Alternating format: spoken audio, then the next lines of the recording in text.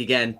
It's a Saturday. It's not Premier League match day, but it's a match day. And you know what that means? We've got our all new Paxton Road TV watch along, hosted by yours truly, Darius 3K. And we are here today to watch Tottenham versus Sevilla. I'm not entirely sure what the cup is, but we're in Korea. We've got a second friendly game of this new season. And I'm here joined by two obvious legends in the game in Paxton Road. We've got Sid Spurs, and we've got the man Sam Spurs for life here to watch the game with me. How you guys doing? How you feeling? Are you confident, or are you not that bothered because it's a friendly? I'll start with you, Sid. No, you've got to be bothered. You know, yes, even I if like it's that answer. friendly, right? You still got to be bothered because we're bothered now because we've got a whole, six new players, and we want to see now how this because how the players are going to embed into the team, what kind of tactics he's going to use. You know, it's just a way forward for us because everyone's so excited. And even today, he's got Lucas Moura as right wing back. So it's going to be very interesting, very interesting. So, yes. We'll get through the lineup and we'll discuss that definitely. And we'll see what we think about that. Sam, just a quick thought. How you feeling? Anything you're expecting from this friendly game? Anything you're looking at in particular? Well, first things first, I think watch-alongs are not my thing if it was going to be in the season because I'm far too emotional when it comes to watching games from Spurs. But this is a friendly, and I expect to see a performance. I think me and Sid discussed it yesterday. This team was going to be fairly strong in terms of starting lineup, which it is. So what I expect to do is to see a level up from the last game. Like I said, I don't think they're going to go 100% full pelt, but certainly 80% you're expecting these guys to be playing that now. Well, we've just seen pictures being taken with the captains and the refs. I believe we're just about to kick off now. So before we start, describing the game and explaining everything, I want to make sure that everybody is subscribed to Paxton Road TV. Make sure you like this video. Make sure you comment down. We want to see all your comments in this stream today. We'll make sure that we get to everybody. And you know what? We're going to have a good time today because I feel like Tottenham are going to get a few goals. So we're off now. 15 seconds gone on my clock. Spurs in the away kit. I'm not going to lie to you. The away kit looks fire. I think that away kit looks absolutely fire. So I'm very happy to see that away kit. I'll probably have that soon. The lineup, if you guys wanted to know, we've got Hugo Lloris in goal, Christian Romero as a right centre back, Dyer left middle centre back, and Davinson Sanchez as left centre back. So nothing changed there. Lucas is a right wing back, as mentioned by Sid. Højbjerg and Skip in the middle, with Sessegnon as a left wing back. And then our front three consists of Richarlison on the right, Kane up front, and Son on the left. And then for Sevilla, it's a front three, 3-4-3. Front three, Richarlison, Son, and Kane. For Sevilla, they've got Dimitrovic in goal, Carmona and Rekic at the back. So no Koundé, no Carlos as he's gone to Newcastle. Acuna left back, Montiel right back, Fernando Jordan in centre mid, and then they've got the GOAT, Papu Gomez in attacking mid, the GOAT, Lamela playing right mid, and Lucas Ocampos left mid. So, and then Rafa Mir up front. So they've got pretty strong team out Sevilla. Obviously, Lamela's playing for them, so that's going to be quite fun for the Spurs players to play against. But definitely, we have to see how this goes. I think this is going to be much more competitive. So Lucas down the right side. We'll just have to see what happens. But yeah, no, I wanted to speak about, obviously, yesterday we had quite a lot of news. Jed Spence pretty much will be confirmed, I think, anytime soon today. And looks like the next target is an attacking midfielder with the name being mentioned as James Maddison. So, Sam, I do know how you feel about James Maddison. I'd like to know how you feel about Spence, what you think he's going to bring to the team, and then also what you think Maddison potentially could bring to the team. I just want to let the viewers know what's going on firstly. Obviously, Sevilla down the left-hand side. Campos on the board at the moment. Looks like the shape's pretty good. The midfield too. I will get back to the James Maddison thing, but they're just attacking at the moment. I just want to see how this team, in terms of the shape, in terms of our players are playing, because what we want to be able to do is kind of glean from this who we think is going to be starting the season. And I think obviously there's a few more games to go, but I think that back three, definitely apart from Sanchez in the left centre back, is not going to be the one for me. But going back to your thing about James Maddison, it will be a phenomenal signing. And the reason I say phenomenal is because I think he's got a real ceiling of a player in terms of, I think he can get to that sort of level where talking about the same sort of Jack Grealish's. But people will say, well, he hasn't shown that now. But you've got to see the talent and the techniques there. And I think he's young enough to be able to really come on. So, I'm excited by the Jed Spence. I'm excited by the potential of Maddison. But as we know, we've got to wait and to see and have all the here we goes and all the pictures on Twitter before we can start making any moves. Definitely. I know Sid, obviously, as Papi Gomez is about to take this free kick for Sevilla, I will ask you just after they've taken it, ball put in over the bar. Yeah, no, Sid, I know you're the transfer man. You've been keeping tabs. I know you even actually mentioned James Maddison's name a couple of weeks ago in one of your videos. So you've obviously got the scouting acumen to basically be. He's ITK. Don't he's listen to him. ITK. He's ITK. Sid. He's playing it down. Don't listen to him. As much as you think, as much as we think that he might not be the transfer man, he definitely is. He's got the inside information. But how do you feel about our new signing, Jed Spence? And do you think that, like you said, an attacking midfielder, potentially Maddison, and another player is needed? But 6 players is a lot. I think 6 players is great as it is. But what do you feel about Jed Spence and potentially more signing? It's going to be interesting to link up down the right hand side with Richarlison and Lucas. Obviously, the Brazilian. He's playing right wing back, Lucas, for anyone asking. So it might be a new position for him this season, to be fair, because I don't really see him getting in that front three anytime soon. So I don't see him getting into the right wing back anytime soon either, to be honest with you. But could he be the new Moses then? Could Conte do? No, could Conte do? What, as in Moses from the Bible? That's the only Moses he's going to be doing. No, man, he's not. No, no. Only time is Moses from the Bible with the 10 Commandments. That's the only thing I think. He ain't doing no Lucas Moura as Victor Moses. He ain't getting that out of him. Sorry. I'm sorry. All away from Højbjerg just there. Going back to your question, Darius, I think Spence is going to be a good signing.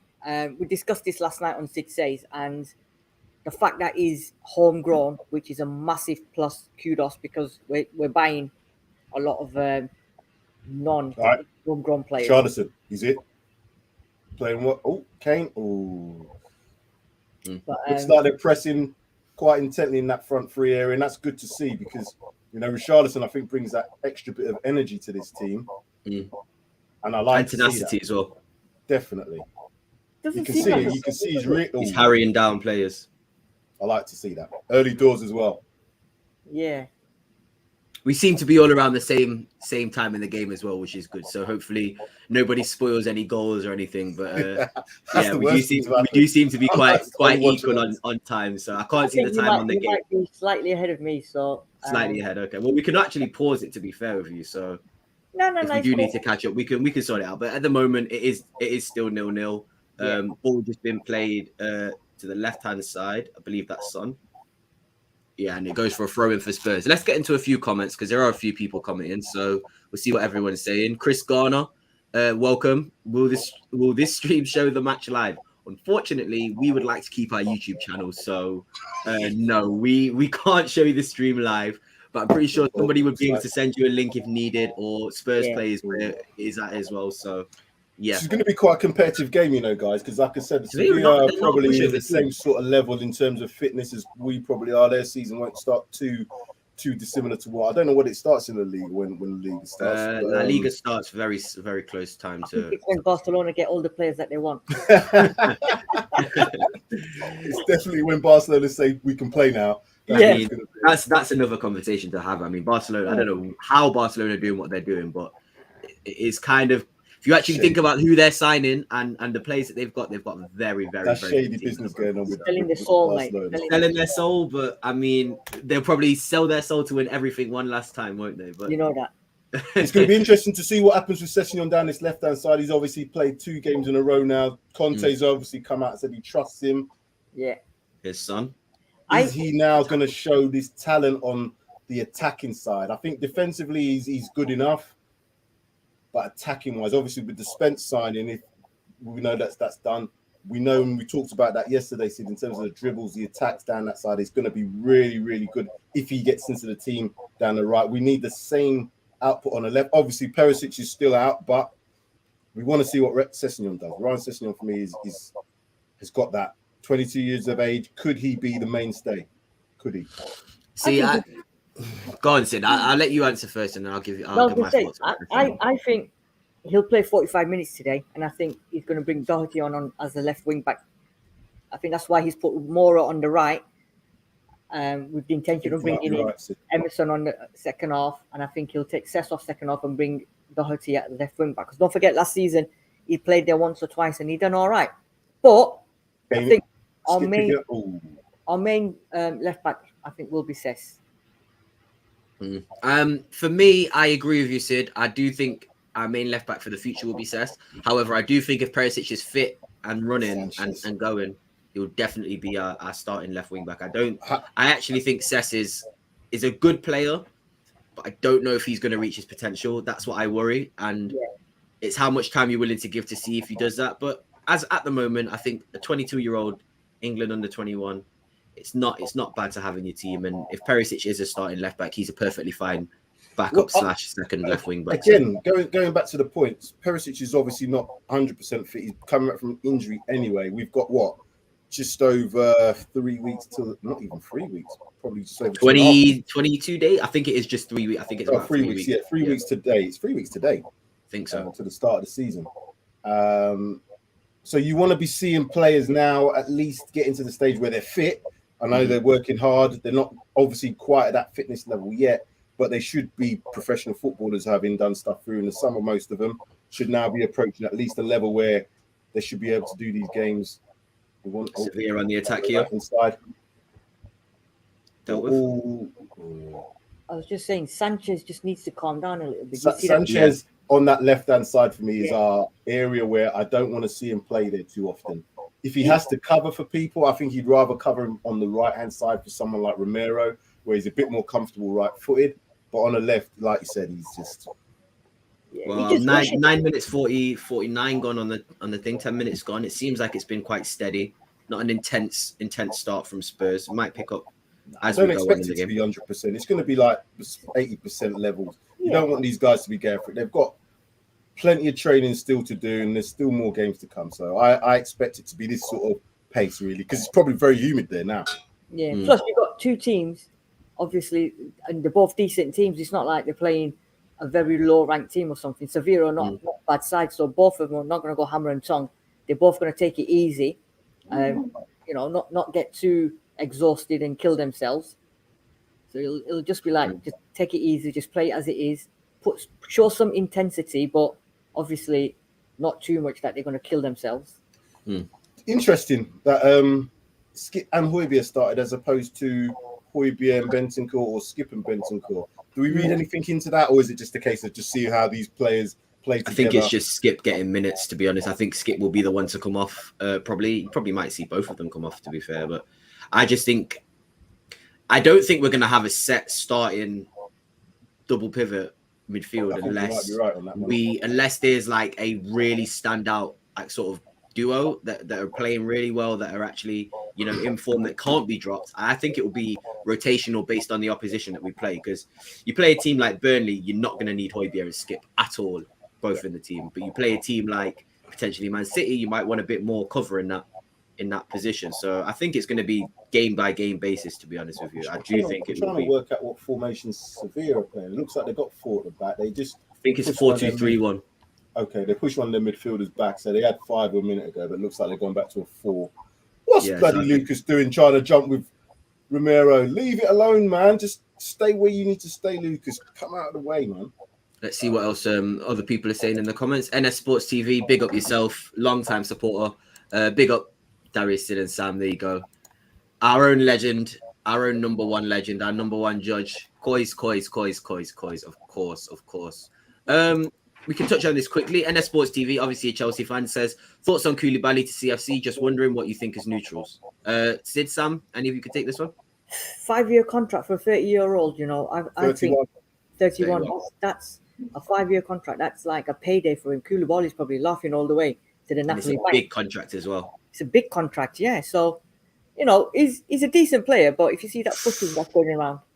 Good ball from Richarlison there. Richarlison down that right-hand side. I'm liking the look of him, Sessegnon getting down into the box as well. It's good signs, because wing-back to wing-back is how we're going to play. Sorry, on the Koulibaly thing, Yeah, sorry, Sid.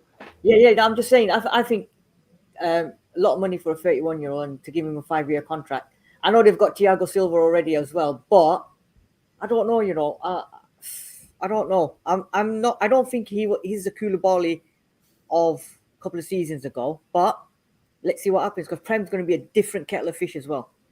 Sam, any thoughts on Koulibaly to Chelsea?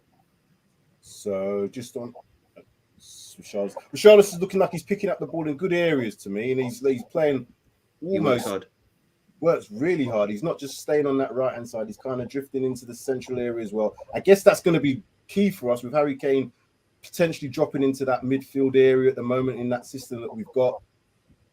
Good tackle there by Romero. Conte's quite impressed with him as well, isn't he, Richarlison, after yesterday? They're in here. It's Lamella, foul. It's got to be a foul. Nope. No? Playing on.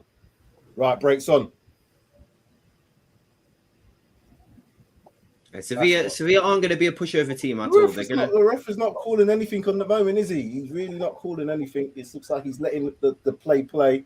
There's a kind of like a bit of intensity in that middle area. Players are putting some tackles in. It looked like there was a foul just on the edge of the box there against Lamella from Kuti, but referee let it go. And again, it looked like there was a foul on Richarlison, which the referee let go as well. Comfortable in possession for both teams at the moment, just playing across the back. Going back to Koulibaly, 31 years of age, 5-year contract. That's a payday. He must be getting a decent amount of money out of this. I think he's on about 300k a week. Oh my god! So again, you would say that the player is a very good player, but I'm proving at this level I'm proving in the Premiership. So again, you spend that sort of money. Could it be a Varane situation? You know, Varane's come across, loaded up Man United, and it looked like he was the bloody schoolboy player at times. I don't think that will be the same for Koulibaly, but I think Chelsea are just replacing what they've already sold. You know, that's what's his name? Rudiger replacement. Christian has also gone. There's still talks about Azpilicueta just looking now across, coming comfortably taken by Lloris.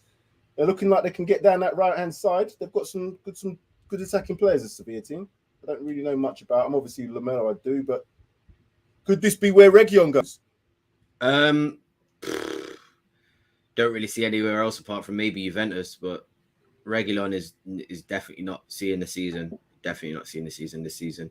I think personally, just on the Koulibaly thing, I think Koulibaly is an almost perfect centre-back signing for Chelsea. I am quite worried about it, but the age is a thing. I'm not worried about it. I think you'll realise that it will feel similar to a Van Dijk signing. I think definitely. You reckon? I do think he will have that impact outside the box there. Who was that? Son. That was obviously, if he scores, it's going to break everything. I'm surprised that the internet's not broken in Korea, but they're probably all there. Looks like they're all in the stadium. Yeah, they've got a lot of people there in the stadium, to be fair. It would be interesting to see how many people it is. Good shot from Son. No, so on the Koulibaly, so he's a good player, obviously. But again, you have to remember, when you're an unproven player, untested in the Premier League, it's always going to be a risk. I think with the Van Dijk thing, obviously he went through the played at Celtic, so he had British type experience. Then he went to Southampton. Then he went to Liverpool. So he had that. If you look at the ones that have just come straight for, even when Romero kind of touched down, he didn't look exactly like he does now. It takes a bit of time. At 31 years of age, is he at his peak? Yes. Is he going to get better? I'm not sure. Is he going to stay at this level? Probably so. But there's some real top quality talent in the Premier League in terms of forward players. So he's going to be tested. So we'll see. It'll be interesting. I think it means they'll probably move to a back four as well with the addition of Koulibaly. I think Thomas Tuchel wants to play similar to how he played against us in the first leg. It's like a 4-2-2-2 almost. So, yeah, it could allow for more flexibility as well. Sorry, Sid. Say what you're going to say. That's fine. I was going to say, we've got to also take into down that right-hand side again. Looks like they're going to really attack down that side at the moment. Lamella's picking the ball up in all kinds of pockets. Good cross in. Good ahead of Lucas in the box, just headed that away. Richarlison, can he get this? Picks up. Oh yeah, they're doubling up on Richarlison. I think they've done their homework. They look like they've done their homework, lads. This team. Really interesting with him on the right. Lopetegui's a good manager. Constantly going down our left-hand side, their right-hand side. They're attacking down that side. And I think they're targeting Sanchez. If I'm brutally honest with you, I think they're targeting Sanchez and obviously Sessegnon down that side, which is a weak link in my opinion. This right-hand side is more comfortable. They're switching to play well now on the left. NS Sports says, where can I watch the game? Watch Watch it with watch us, it on man. Spurs play, or you can Yeah. listen to our commentary, or you can find some link. I'm not gonna In say where. sports, you should know where to find it, man. You should know. Yeah. There's many ways to find the game at Yes. Sports TV. I'm not gonna promote anything other than Spurs play. That's what I'll say to that. Exactly. Spurs 141. I want to hear your Thoughts on the kit? thoughts on the It's fire, kit. Jodi. It's fire. Listen, I wasn't too impressed with the first when the kit came out. I wasn't too impressed with it. I thought, here we go again. I tell you what, the designers at Nike, I think, have got the best job in the world because it's They one don't have to do much, do they? design fits all, doesn't it? Everyone do has the much. same kit, yeah. All they do is change the color scheme around. That's all. You know, you do actually know what they do for us in terms of Tottenham. Barcelona's training kit Yes. is normally our away kit or third kit. I saw a tweet of that. They don't even change the color. That's proper They literally dope. will just. They'll Oh. shot a business. Or if you look on Twitter as well, Speedo that do babies' bath costumes, swimming costumes. They've nicked the design from there as well because someone posted that the other day as well, and I thought, wow. But regardless, on body it looks good. I think it does look good. You know on what? body. I was gonna say when the players came out and I looked at it on the players, it does look decent actually. It doesn't look that bad. I said to Sam yesterday, it looks like the 2005-6, you know, the Thompson kit Yes. did with the sleeves. That's what it reminds me of. So Thompson I'll one. I've probably got get it because of that. somewhere. This Sevilla team are comfortable in possession. They're very comfortable. That's what they're known for. That's what they're known for. I don't think they're going to really. It depends, to be honest with you, because they haven't got their strongest team out. But I think the intensity is going to be like this for the whole game. Yeah, it's not going to be 100% because, like I said, it must be properly humid. Oh, well played, Romero. Look at that. So See, easy. Romero is always going to be cutting them ones out. That's what I'm saying. On this right-hand side, their left-hand side, Sevilla's, I think we can play out of here. And looks like, playing out. Yep, Dies on the ball, in the box, looking for that long Hollywood again. Is he going to find it, passes it back into Lloris? Let's see if Luis's distribution's improved. No, It's not bad, to be fair. Mm. It's well played. Charles, it's Son in. It's Son in. Now, keeper's out. Keeper got out early there. Richarlison played the ball over the top. Son was running down the middle, 1v1. Must be a foul. See, the ref letting everything go, man. He had his hand to his mouth. Everything go for real. There's NS Sports saying hi to Jodi. Leicester City will not accept 40 million plus Winks. I think it will take 60 million for Maddison. I mean, 40 million plus Winks is a steal. So if we are offering that, that's a great deal. 60 million, is that too much money for Maddison? Or especially when we need to get centre back in? I don't. Sorry, so go on. Let's answer first. I'm going to watch this. We could have got him for a hell of a lot less, right? We could have got him if Daniel Levy hadn't messed around with that £1 million, whatever it was. We could have got him for a hell of a less. But just to let the viewers know that Sevilla have got a free kick on our left-hand side, probably 30 yards out, just off centre, looking like they're going to just whip one in.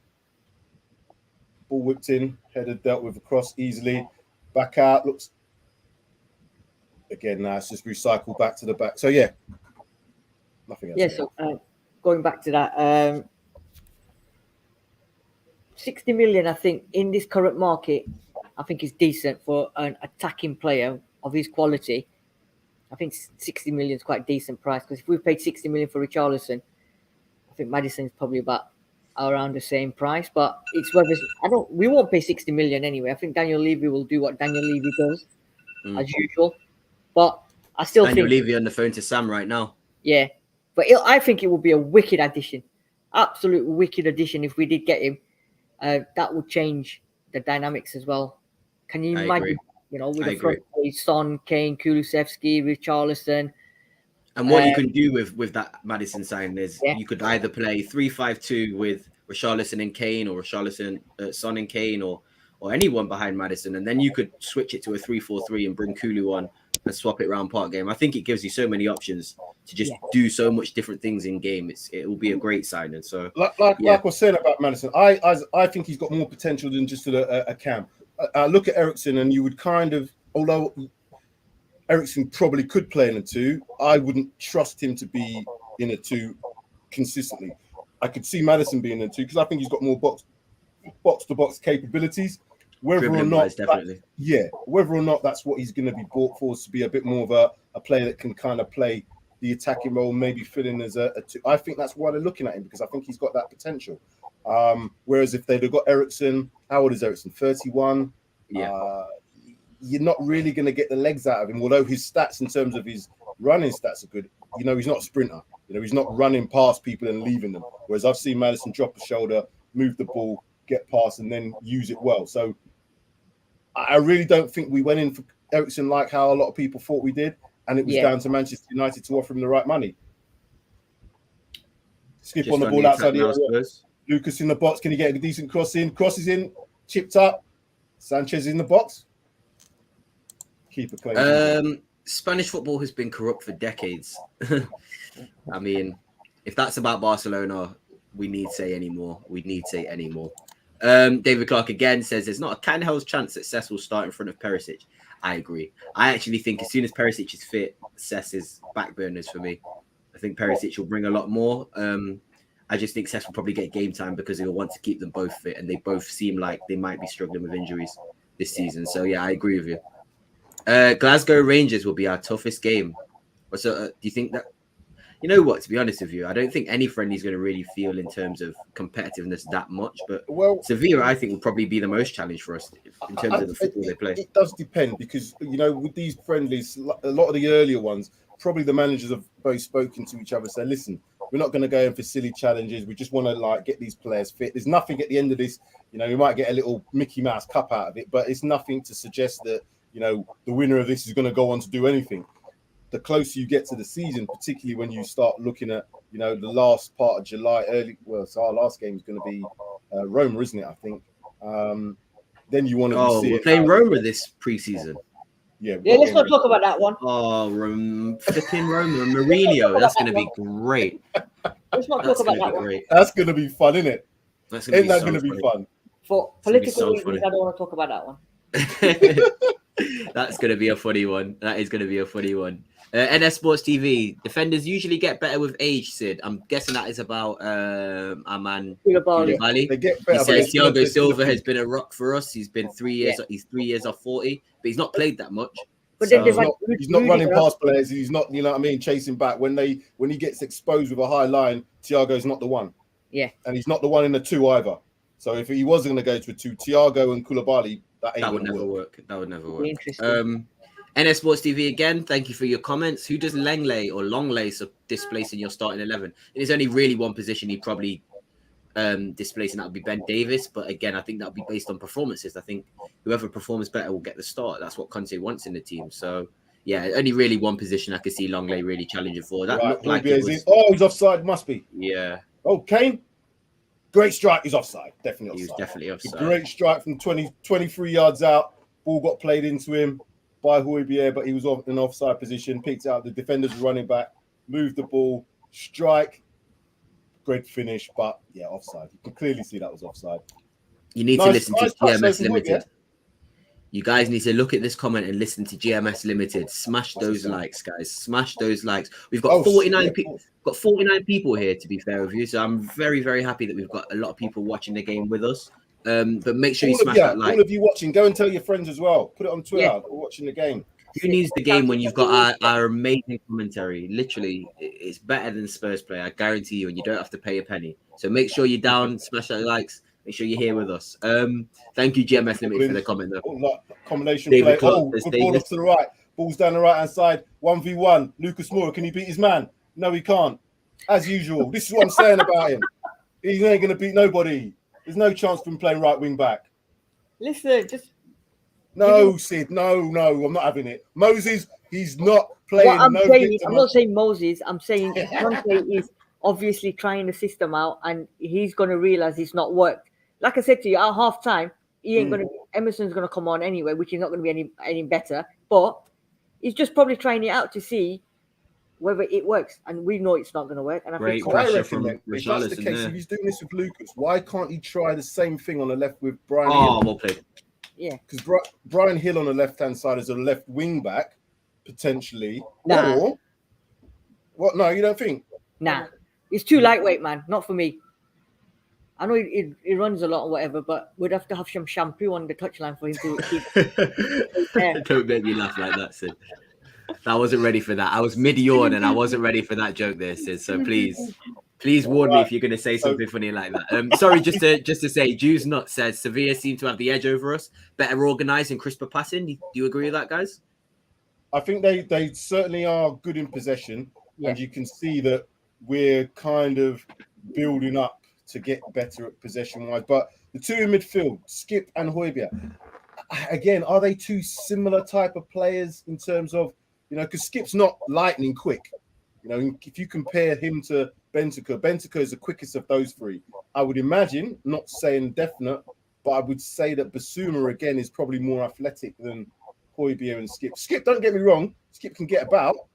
He's mobile enough, but he's not a dribbler sprinter. If he beats a man, he's not sprinting past him and leaving him.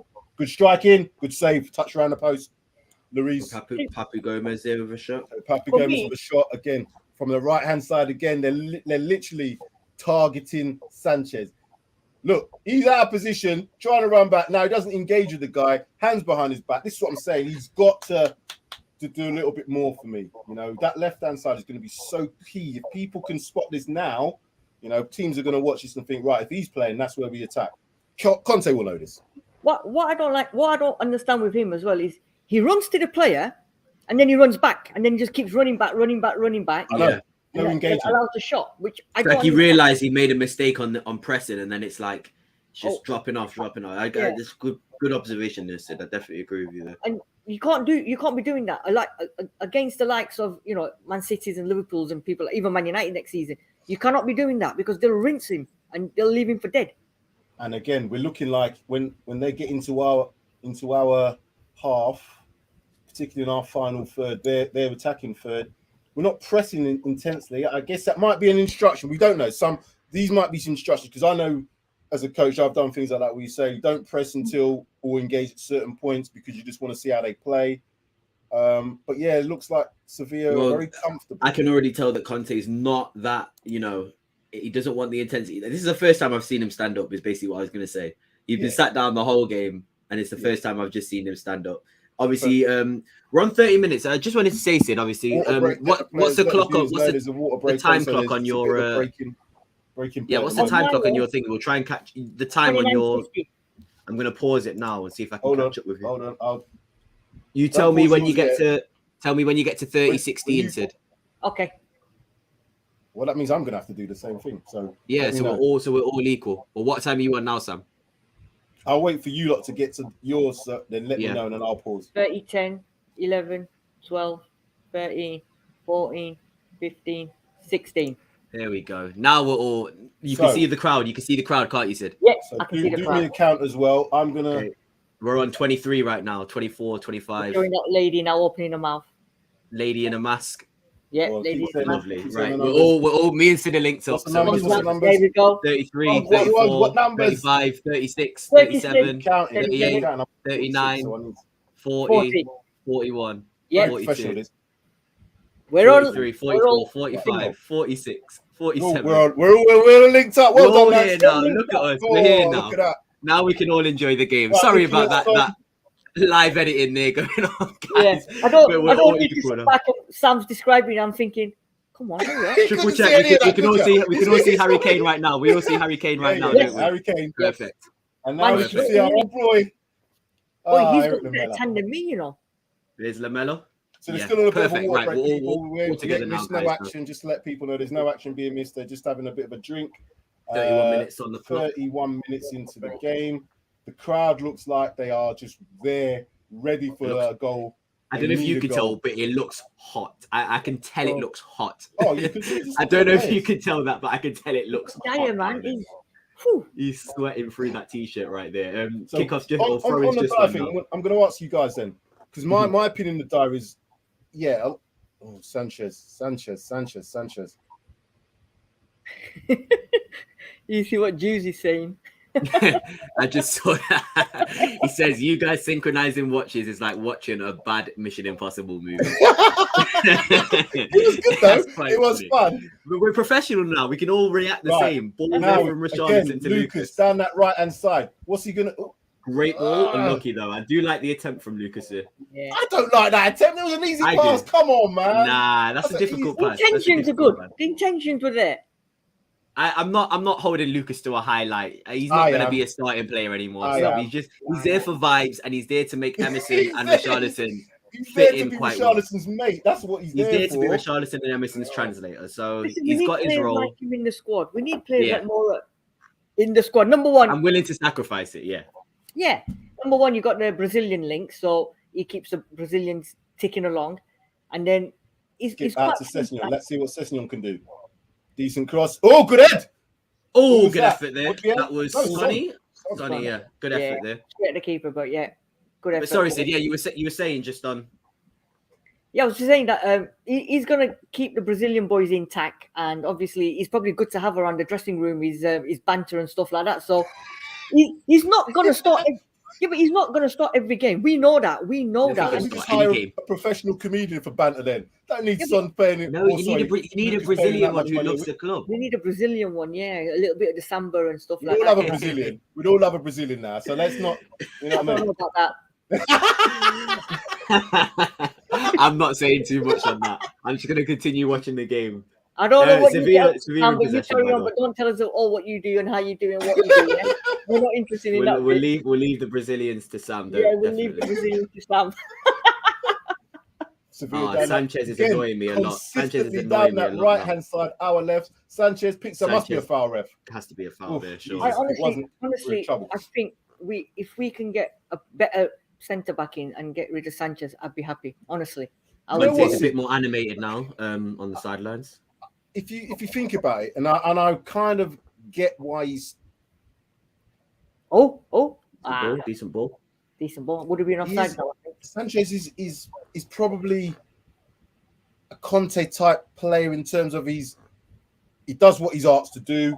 You know, he doesn't moan. He's not in the starting. You know, you need players like that who are going to fill in. No, he's not the worst in the world. He's definitely not the best. That's a But foul, surely. playing him on that left hand side, I think he's asking for trouble.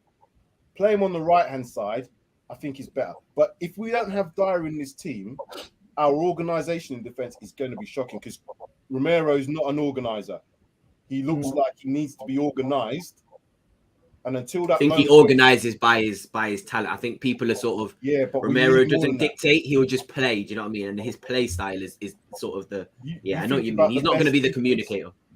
the Guys, best teams- Is They it just have- me, or does Who's this down? guy, even in a hot weather, humid weather, does this guy not even sweat? Romero, the guy's just walking around like everyone else is sweating buckets, and he's not even sweating buckets.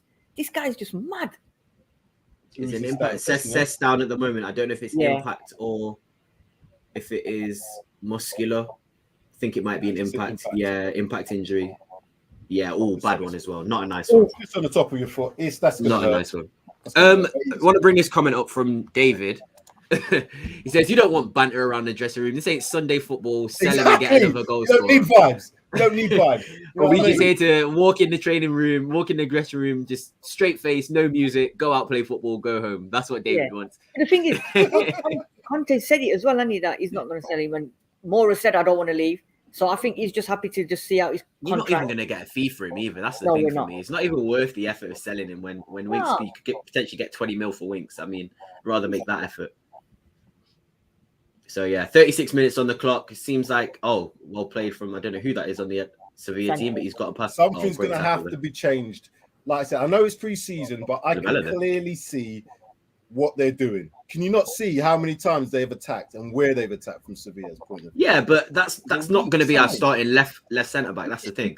Ben Davis is going to be our starting left centre back, and Clement Longue is going to start ahead of Sanchez as well. So I'm not that worried about this sort of target in the right side.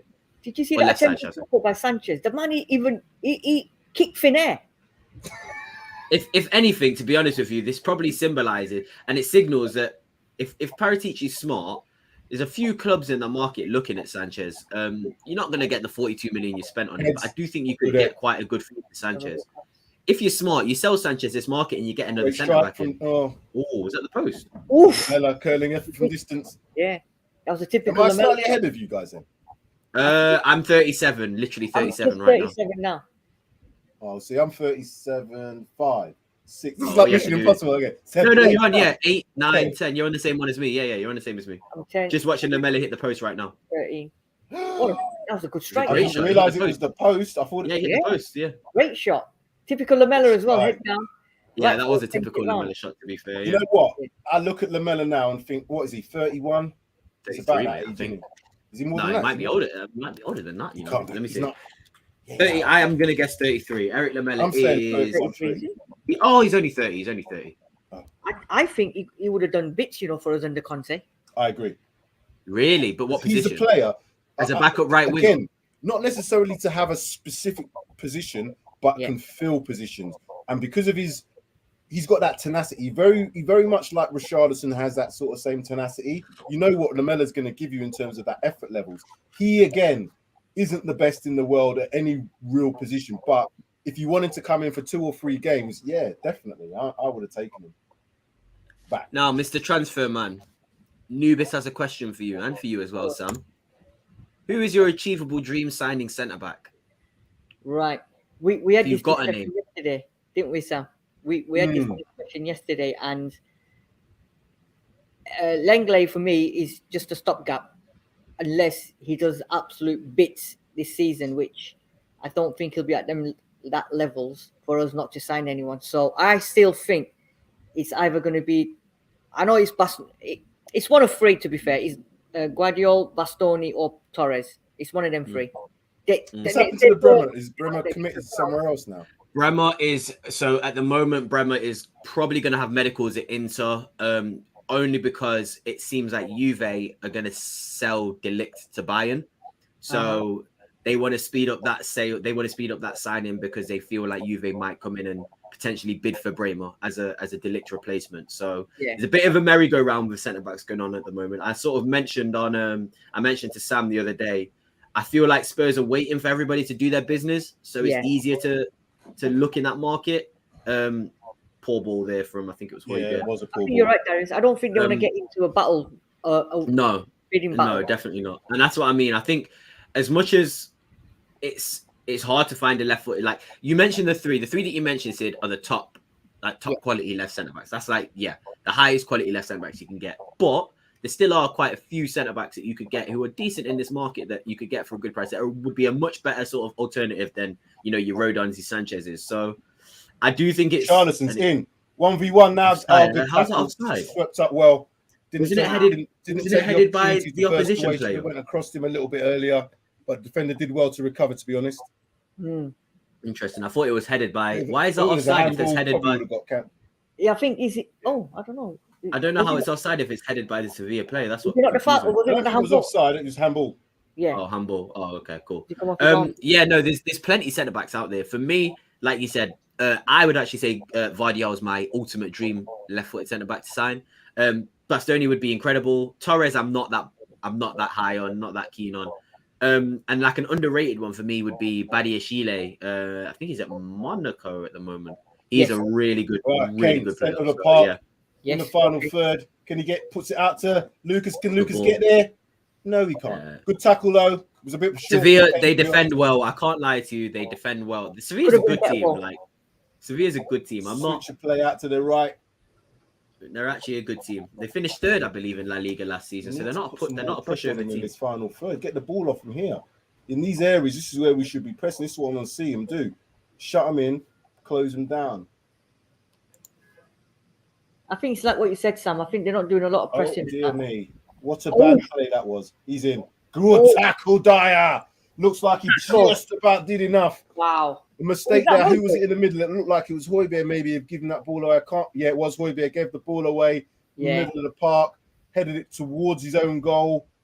That was a pass. Not even played a pass towards his own goal. Played it towards Dyer. Dyer just did enough. Didn't get the ball. Did he get the player? Yeah, he didn't get the player. The player taking a shot. He got neither. It's fine. So I think he just about did enough to put him off. Big up David again. Says Sanchez is sponsored by Specsavers. He needs that sponsorship, mate. He needs that sponsorship. He said, "Get Bastoni out your head. He's not coming anytime." And Bremer wants an Italian citizenship, so he stayed in Italy. Yeah, Bremer's not going anywhere. Bastoni, it's going to be hard to go. Right, they're in the box now. Lamela takes him on, ball into the box across. Lamela's playing well, one side to the other. They picked it back up. Can they get crossing? Lucas gets a little bit of a block now. Højbjerg's picked the ball up. Can he make the right pass? I want to see the counters now. This is where I want to see the body charge. Come on, defensive block there now. It's end to end. Should have been. Lamela's picked it up again, edge of the box. Sanchez clears. Oh, Sanchez. Oh, that's crazy. Jeez, Sanchez came off the ground. Looked like he could have. Oh, he's got cut. Somebody got hit in the mouth. Oof. But was that from the Sanchez lunge. collision? No. That Sanchez lunge. It wasn't. I don't even think that it was scary, wasn't it? He's doing a Lionel Lewis here. Keeps bleeding. That Sanchez. I think Sanchez came off the ground with that tackle there, mate. I can't lie to you. So yeah, there was an elbow, just a whack in the face there, unintentional. Sevilla number 2. That was an accidental clash. Yeah, definitely. But then after that, I mean, Sanchez went absolutely. The pass got blocked out.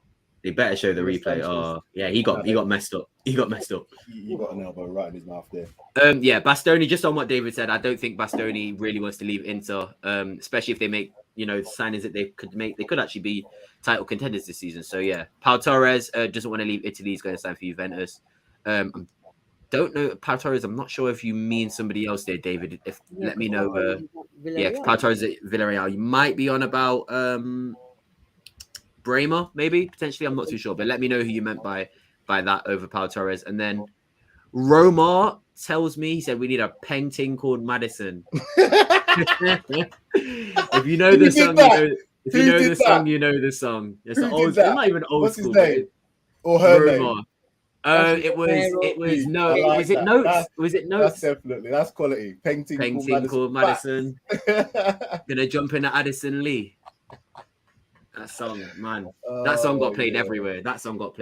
Honestly. That could be a song for him if he comes to Spurs, they'll make something up. That Spurs song sheet on Twitter. I don't know how that Spurs song sheets on Twitter does it, but as soon as you make a new player, it's like they've already thought of a chant and they've got it going. So yeah, Spurs song sheets. Big up yourselves on Twitter. You've always got a song ready. So yeah, 44 minutes 30 on the clock now. Kane's just lost the ball. Playing very deep, lads. We're playing very deep at the moment. We're Question for you boys, even struggling to get out. Look, they're putting more pressure on us in our defensive third than we are. Now we've got a little bit more comfortable possession. Sanchez again plays it into Højbjerg. Højbjerg's touch there, almost let him down. Recovered. Can he get that ball?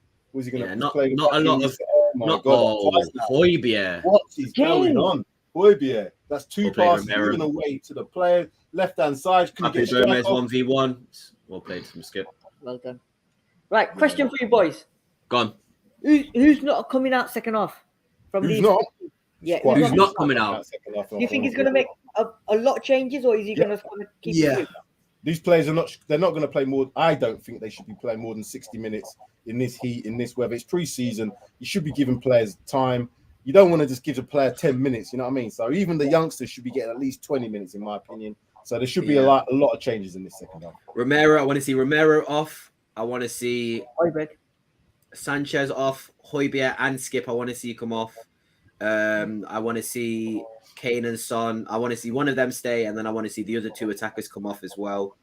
Kulusevski, I want to see have some game time. Pape Sarr, 100%. I want to see have some game time. Who else can I think of who I particularly want to see have some game time? Hospital balls at the moment. They're really playing some hospital balls. Are they really trying to test that playing out from the back thing? Okay. We haven't got the right personnel to play out from the back correctly at the moment. That's well played from Gomez. Yeah, again, recycle the ball out wide. Sevilla on the ball. Picked it up. Sessegnon trying to engage. Sorry, that was Lamella there. Lamela's probably been the best player on their pitch, I'm not going to lie. Lamela's probably been the best player in the game. I can't lie to you. I've slightly noticed that number 17's been playing well, and it's annoying me a little bit. Quite energetic as well, isn't he? And he's always looking for the ball. As much as I am happy that he's left, I do understand what you're coming from, Sam, about he could actually have had an impact in this team, or he could have had a role to play in this team. Lamella, had he not left instead of with Conte. 100%. He's the type of player that, again, he's not a specialist in any position, I would say, because I don't even know what his best position is. But what I do know is every time he plays, he gives that effort. And you know what he does against Arsenal and all those. He's half-time people. That's the half-time whistle there. 0-0 Spurs. Not much happened in the game, to be fair with you. I can try and get some stats up if I can. I can't get over how good that kit looks, I can't lie to you. That's a banging kit. It's a banging kit. Clemon, I don't know if it's Longley. It might be Longley, but Clemon has has said Højbjerg's tired. I noticed that. From that little bit of friction at the end. What's going on? Romero's involved. Sonny, I think, was involved. Oh, I think they're just. They're proper going for it. Looks like Lamella's. Oh, it's Lamella's Lamella. trying to play peacemaker. Romero's getting involved. It's Sonny. Oh, someone's holding Sanchez by the neck. Goalkeeper from Sevilla was holding Sanchez in a headlock. Yeah. Lamella's the peacemaker. Oh, he's not happy about what Son did to him, I think. Yeah, That's the guy who Son elbowed. It was a complete accident. Son, you know what I mean? That's what if he tries to do anything to Son, he won't get out of the stadium alive. Whoever tries anything, they'll bombard him. He's got to be careful because that guy's not coming out of the stadium. You're right. Yeah, facts. There's 60,000 people ready to rip his head off. You think they can lay a hand on Son and get away with it? You're nuts. Yeah, he obviously thinks that what Son did was a bit intentional there. Not happy. Thought Lamella was scrapping with us then, but it seemed like Lamella was one peacekeeping. So, yeah. Half-time there, boys. Half-time, people. Let me get your thoughts on it. I'll go through these last comments here. Højbjerg looks tired. He did look really tired towards the end 100%. Of that game. David Clark said Maddison has a huge chip on his shoulder, but it's pure quality. I think that chip on his shoulder is a bit needed. I think he carries himself knowing that he doesn't have to, he doesn't, like you said, Sam, yesterday. Chip, or is it just a case not a chip. It's just the fact that he lives his life. Try. He lives his life like a footballer. I like a footballer to have a bit of arrogance, if I'm honest with you. Yeah. As long as it doesn't border on the sort of arrogance where you're just thinking, I'm so good that I don't even need to try. I guess a Ronaldo type arrogance where he knows he's the best and sometimes he just shows, you're shit, I don't want to do, you know what I mean? You don't want that type of arrogance. What you want is someone who's confident in their abilities. So I think Maddison epitomizes a modern day footballer, and with that comes the flashiness, the TikToks, the Instagrams, the clothes, the Louis. And I think some people rightly or wrongly, no worries. I think some people rightly or wrongly sort of associate that with a bit of arrogance and not wanting to sort of give your all. And I just think he's just a modern footballer who likes to be a bit flashy, and I've got no problem with that because I like to be a bit flashy myself. So if he performs on the pitch, again, I couldn't give a toss what any player does off the pitch if they're performing on the pitch. The reason why Dele Alli got the slander that he got was because he wasn't performing on the pitch, and then he would be making stupid TikToks. And it's not a bad thing to do that, but it's just wrong timing because you're not really doing much on the pitch, and people are going to get angry at that. So yeah, no, I've got no problem with Maddison. I think Maddison is definitely a huge talent, as you say there, David. Clement, he said our whole midfield's tired, to be fair. David says second half Sanchez is going to be a water boy. Oh, gosh, I hope. And then Juice tells us that Coco is proper Spurs. He is. He really is. Thought he was fighting some of the players at the start, but it seemed like he was helping us out. So, yeah. Big up everyone. Big up everyone in the comments. Sid, how do you feel so far then? First half, what can you gather from it? Anybody stood out? Anybody not played well? What's your thoughts on that first half? What Clement and a lot of them are saying, I think our midfield is tired. I don't know about this Skip and Højbjerg combination. I think they're two similar kind of players where too defensive, but Højbjerg out of the two seems to be a lot lethargic. He seems to be quite not at it at the moment. He's given the ball away twice already as it is, so I'll be surprised if he comes second half.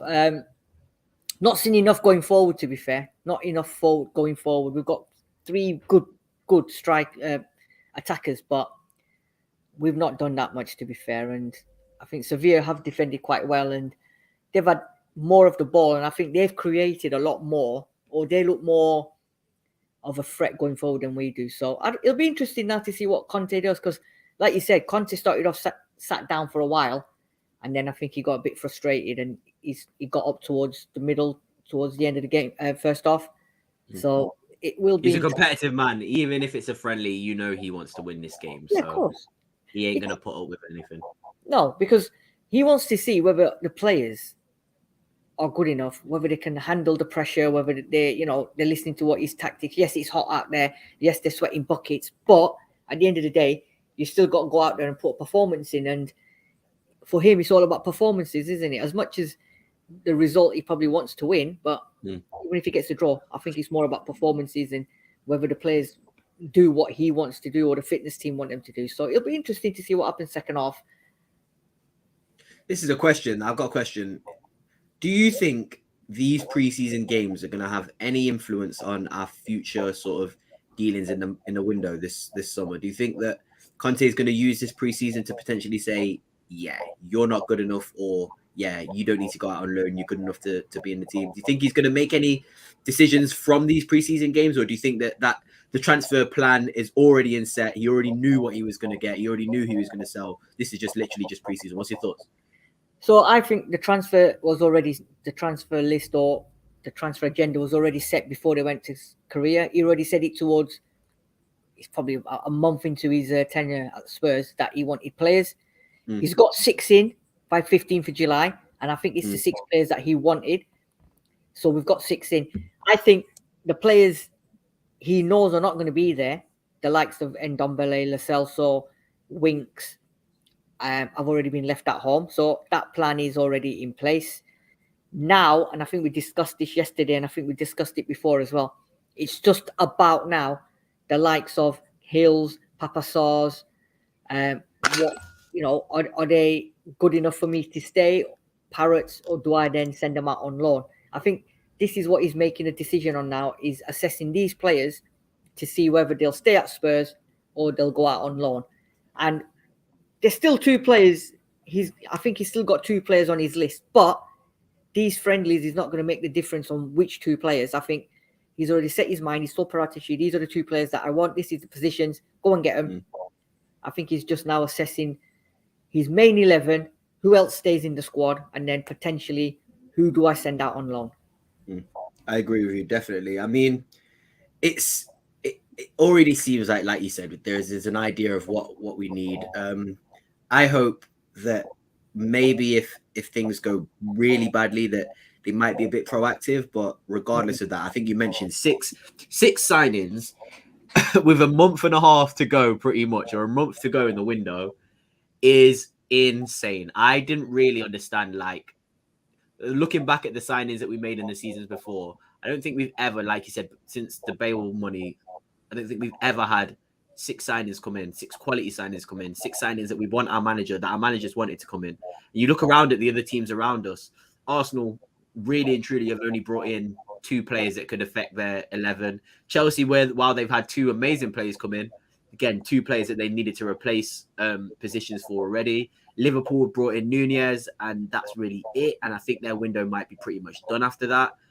City, I think Haaland's already injured, so he might not even see the start of this Premier League season. I know City will probably end up having the best window if they get Cucurella. They've got Calvin Phillips, Haaland as well. I know they're selling Zinchenko, they're selling potentially Bernardo Silva, sold Jesus. So they'll get players in as well. So I think City will end up having the best window. But in terms of just like earliness and being there on time and getting everything done, Tottenham have got 6 signings through the window.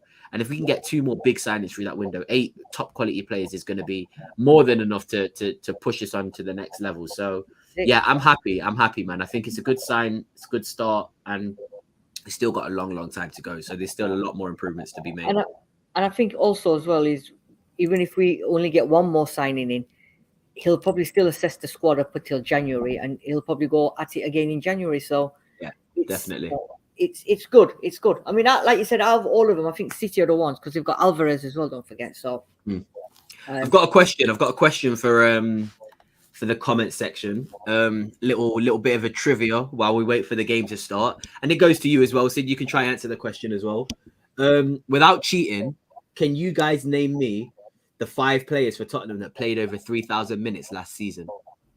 If anybody can tell me, then that's a little thing to think about before the game starts. 5 players for Tottenham played over 3,000 minutes last season, and see if you can use deduction to see if you can work it out. And to be fair with you, it is quite straightforward, but I think one of them surprised me. So just a little thing to think about while we wait for the game to start. I think it starts in a few minutes' time. Currently, Ledley King speaking. Yeah, go on, Sid. You can go ahead. Give me a guess. Let's see if you get it. I'm not going to tell you if you're right or wrong yet. I'll give it till the game starts to see if the comments can get it. One. I think Kane's another. I think Eric Dyer's one. I think Ben Davies is one. And Hugo Lloris has to be the 5th one. Well, I was going to wait to tell the answer, but because you got 5 out of 5, Sid, I'm just going to give you a round of applause and say you just ruined my whole fun He just answered the question straight away. So if you guys were thinking about it, blame Sid. He's too smart for us all. That was amazing. You're spot on. The Ben Davis one and the Dyer one was the ones that surprised me, to be fair. To be fair with you, actually, no, I was wrong. It wasn't Ben Davis. He was just below. It was Højbjerg. Sorry. It was Højbjerg. Okay. Højbjerg. But Ben Davis had played 2,500 minutes. So he still played a lot of minutes. But yeah, no, just a little bit of interesting. I mean, I'm looking at that only because Harry Kane played the second most minutes for us last season. Harry Kane played the second most minutes for us. Don't say anything. Ask Sam. Darius, ask Sam the same question. I don't know if you could hear all of what was going on there, Sam, but I'll ask you the same question that I asked Sid. Can you name me the 5 players last season who played over 3,000 minutes for Spurs in the Premier League? No Googling. Okay. No Googles. Højbjerg. Yep. Maurice. Yep. Ben Davis. Nope, he was 6th. Wow. Ben Davis was 6th. That's interesting. Get to front players. Son had an injury, so I would say Son. Yep, he was 5th. Okay. With one more. Yeah, just about. So one more. Did I say Dyer already? Said Dyer already. But Dyer is 1 as well, so that's 4 now. If you didn't say Dyer. Sanchez. No, it's Harry Kane. Harry Kane. How did he get them minutes in? Harry Kane played the second most minutes for Spurs last season behind Lloris. It's just because I got him in. You assume injury, don't you? Yeah. Yeah, I assume he was injured, but he just weren't trying, was he? He played 37 games and started 36 games. Yeah, 36 90 minutes played. So he may as well been injured for Nuno because he didn't play. He really didn't. He basically didn't play. He's having a rest. So yeah, that's very interesting to see. It's just I'm just looking at these stats. I mean, even Emerson is the next person who played the most minutes behind Ben Davis, and then the person after that is Reguilon. So a lot of players got minutes. You have to think of what Conte had to do last year was he had to trust certain players. There were certain players he couldn't trust. So he overplayed some players. I think that was the case. Yeah. Now we've got a more balance across all positions. I would not hope to see players have tired spells. You know, you may still get injured, but you shouldn't see a player, I've got to play another game here, because we should have the ability to change players now. So again, the likes of Højbjerg, who looks tired now and is already making mistakes, but that's acceptable. You would think that they would say, right, and we could replace you with a Skip, or we could place you with Bentancur. That's what I expect to see this season. But it's interesting. It's just interesting. Sorry, Sid. Was Reggie's minutes? Was his FIFA minutes counted as well? No, he played 20. Somehow he played 25 games, which I can't. Reguilon. He played 25 games and started 22, which I can't even remember. He started more games than Romero started last season. I know Romero had an injury, and so did Reguilon. But so what happened? What do we think happened with Reguilon? Because it was like overnight he had that COVID thing, and then he never really got back in the team. There was one game I remember. I don't know who it was against, but I can remember certain things that happened in the game. He made a great run. He got into the final third, and then he got like somebody shot him out of the sky. Like he went down.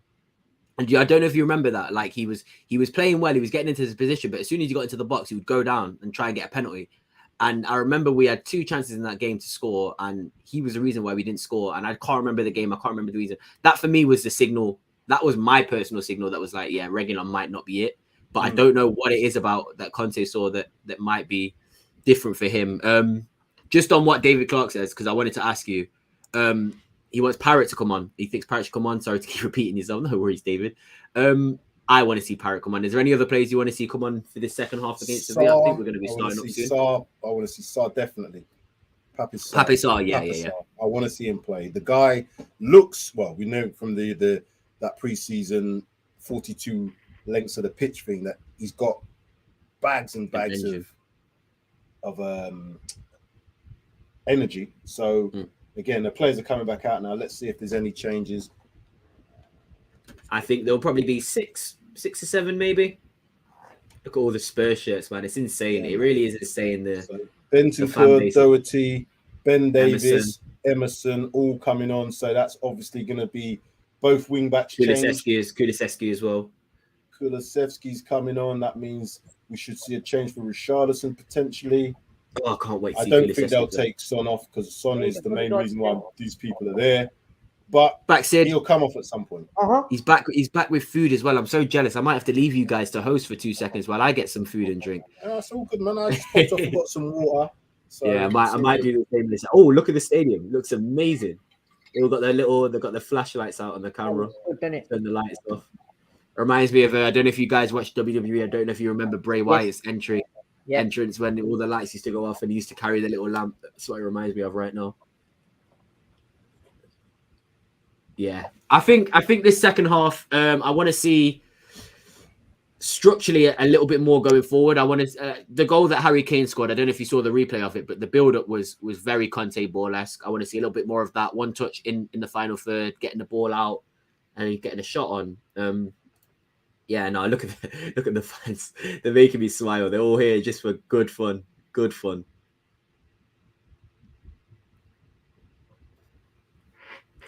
Yep. So I think we're about to kick off.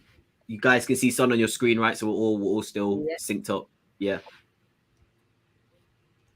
He looks familiar. He looks very familiar. Sam, you think Son on screen? Oh, Rakitic has come on. Oh, guys, Rakitic. You know what happened last time Rakitic played against us, don't you? Barcelona, that incredible volley he did against us in the Champions League. I remember that very well. Yeah, I think Rakitic has come on. Off. Let's get into the game. And I also think, I can't remember who else has come on. But yeah, Rakitic has come on. Don't know who he's come on for, but yeah. So who's come off for Spurs? It looks like Lucas is off. It looks like Richarlison's off. Sanchez is off. Richarlison's gone. Skip's gone. Højbjerg is still on the pitch. Kane's still on the pitch. Yeah. So it seems like I think the next batch of substitutions will probably be around the 60-minute mark, as you mentioned, Sam. Yeah. And then I'll probably see one, if not both, of Son and Kane come off. I need to see that midfield change. Who was anybody swapped in the midfield? Bentancur. Højbjerg's now on. So give Højbjerg a break, man. Give Højbjerg a break. Is he still on the mid? Yeah, this is the midfield two that obviously made the impact for towards the end of last season. But as I said, when you see Højbjerg tired, he's not the same player, and he's never going to be the legs to like get back. So again, I think it's a little bit. I know we want to get minutes in the legs, but he was tired from the first half. Yeah, it's not going to help the second half. But anyway, I don't know about you guys. It's just an observation from me. Ever since Conte's come in here, Son's had a little bit more about him, if you know what I mean. Like he sort of he'll engage in those little scuffles and stuff. I think he actually enjoys it a bit now. Before Son never really used to get involved in that, but I think Son can be a bit of a bastard sometimes, and I actually like to see that from him. So hopefully he continues that on. So I don't know if you guys. Like he's playing. Tanganga's playing. I didn't even realize Tanganga was playing. Davis is the left-hand side of defense. Let's see if they continually target down that left side, our left side, because now they look like they're attacking down the other side at the moment. But that could be just early parts of this game. The second half, should I say? Son's now. He's in. Great. 2v1, 1v2, should I say? Can he get past this man to beat and get a shot off? Kulu's there. Oh, plays a great ball in. Could be a strike. Oh, come on. Should have taken that. So Parrott should have taken that strike on his right. Oh, no, it's Kulusevski. So where is Parrott playing then? Parrott's not playing at the moment. Not on yet. No, he was just saying that he said Parrott should come on. He said, I think Parrott should come on. I think Parrott should come on. And actually, he was making a Parrott joke by repeating himself. So, David, that joke flew literally right over my head, mate. Right over my head. Speaking of Tanganga, sorry to interrupt you, Sam. I was on Twitter yesterday and I saw, I don't know if you know Di Maurizio, very, very reputable Italian journalist. Could say tier 1 if you want to do the tiers. Di Maurizio came out and said that AC Milan's number 1 centre-back target is Japhet Tanganga. Yes. So, do you think it's worth selling Japhet Tanganga to AC Milan? Obviously, looking what Tomori did at that club. He won the league with them. If they didn't go to Specsavers, yes, sell him. That's what I would say. It's up to them. Sid, are you in the same boat? Me and you have always been in the same boat with regards to Tanganga, mate. I was going to say that, yeah. I know how you feel. If AC Milan want to get Tanganga, you send him on the first flight, in my opinion, unfortunately. Yeah. I think he's good. In possession, Hugo also he played out Tanganga. Let's see if they can get out of this one here. Oh, good touch Great there. touch. Great touch there by That's a Bentancur great into touch from Højbjerg. Højbjerg, now, Kulusevski. can you play this ball? He has on Here the we right go. hand This side. is what I Can he want to make see. it? This is what I want to Yes, see. he has. He's cut inside on the left. Son's in the middle. Switch the ball. On the Switch the right, ball. switch that Flick ball. it. Ah, Go good ahead. run there. Good done by Doherty. Mike's favourite player, Justin Timberlake, down that left-hand side was going to be in. I did tell you, didn't I, Sam? That Great play Yeah. from Bentancur. So, Look at the I change said- that Bentancur makes. Massacre. Bentancur's made Son's such a in. change. Oh! He's in! Great play. Yeah! What a goal. Yes, well done. That was a fantastic Son, goal. little That's round the world. That was Plays it quality into by Harry Son. Kane. Harry Kane, 8 yards out, bottom corner. That is You the see opening the goal. difference He that even- Bentancur makes. Yeah. That's all, He all is- it was pressing in the right areas. Do you know what I'm saying? He pressed in the right area, won the He is a ball back, baller, man. and that's how we're going to win a lot of games this season because we've got high energy and we've got quality finishers. So Do you when know- you do you bring know the what's ball crazy that as high well? up, that's what you do. We've got somebody who can do what Bentancur just did, even better than Bentancur in Yeah. Basuma. That's what Son, Basuma look at Son's around the specializes in. world. Easy, son. Fell over, plays it in with his right foot. Oh, see then that? got Oh, it with yes. the left foot. One. No problems. That excites me to know that because Bentancur Touch, just did what strike. Basuma is Oh, absolutely exceptional at doing. And if Basuma can win that ball like Bentancur just did, and you could turn the play that quickly to Son and Kane, we are going to be. It's not When even. you've got I wouldn't even finishers class it as like that, counter-attacking. I when wouldn't you've even got class it as finishers like that, counter-attacking though. in that area, all you've got to do is get the ball into these guys in those areas, and they will score. We've got 3 goal scorers along the front line now. So It is counter-attacking, but it's not traditional counter-attacking. Do you know what I mean? It's we're winning the ball high up and we're turning the ball, and transitions are quick. It's not necessarily. It's not necessarily counter-attacking. Yeah, It's quick in transition. That's what it is. and it's fantastic to see. And I mean, long may it continue. I personally think Basuma and Bentancur is the I was one. just about to That's say the that one. to you, Darius. You I was think, just Sid? about- You agree with me? Yeah, I think like I said to you at the half time, I think Skip and Højbjerg together, two defensive, both of them, similar type of players, but Too similar. Bentancur and Basuma, I think could be a lethal combination next season in Yeah. that midfield. I'm I'm, telling You you. know I'm what? looking. I'm looking at that as well. I agree with you, but I'm not sure Conte will start that way. I think eventually, if those two players play like how we know that it will be, but I think one of Højbjerg or Skip will start alongside one of Basuma or Bentancur. I think that will be the balance, just so you have that. It'd be interesting to see because I think Basuma and Bentancur will be a fantastic combination. Oh, incredible. Young as well. Both 25 years old, and that's your midfield pop. And like I said, I sent a tweet out, I think it was about 2 days ago. I'm still waiting for Liverpool fans to reply to it. I would like Liverpool fans to argue with me that they have a better Son plays midfield and into the attack than left-hand us. side. Matt Doherty's now. Doherty's Can you here. read this man cutting on his right foot? Oh, he plays it. Oh, a little reverse. Little pass bit in there. delayed, little bit And delayed, and it overlap. would have worked. Yeah, Yeah, it would A have reverse worked. overlap from Son.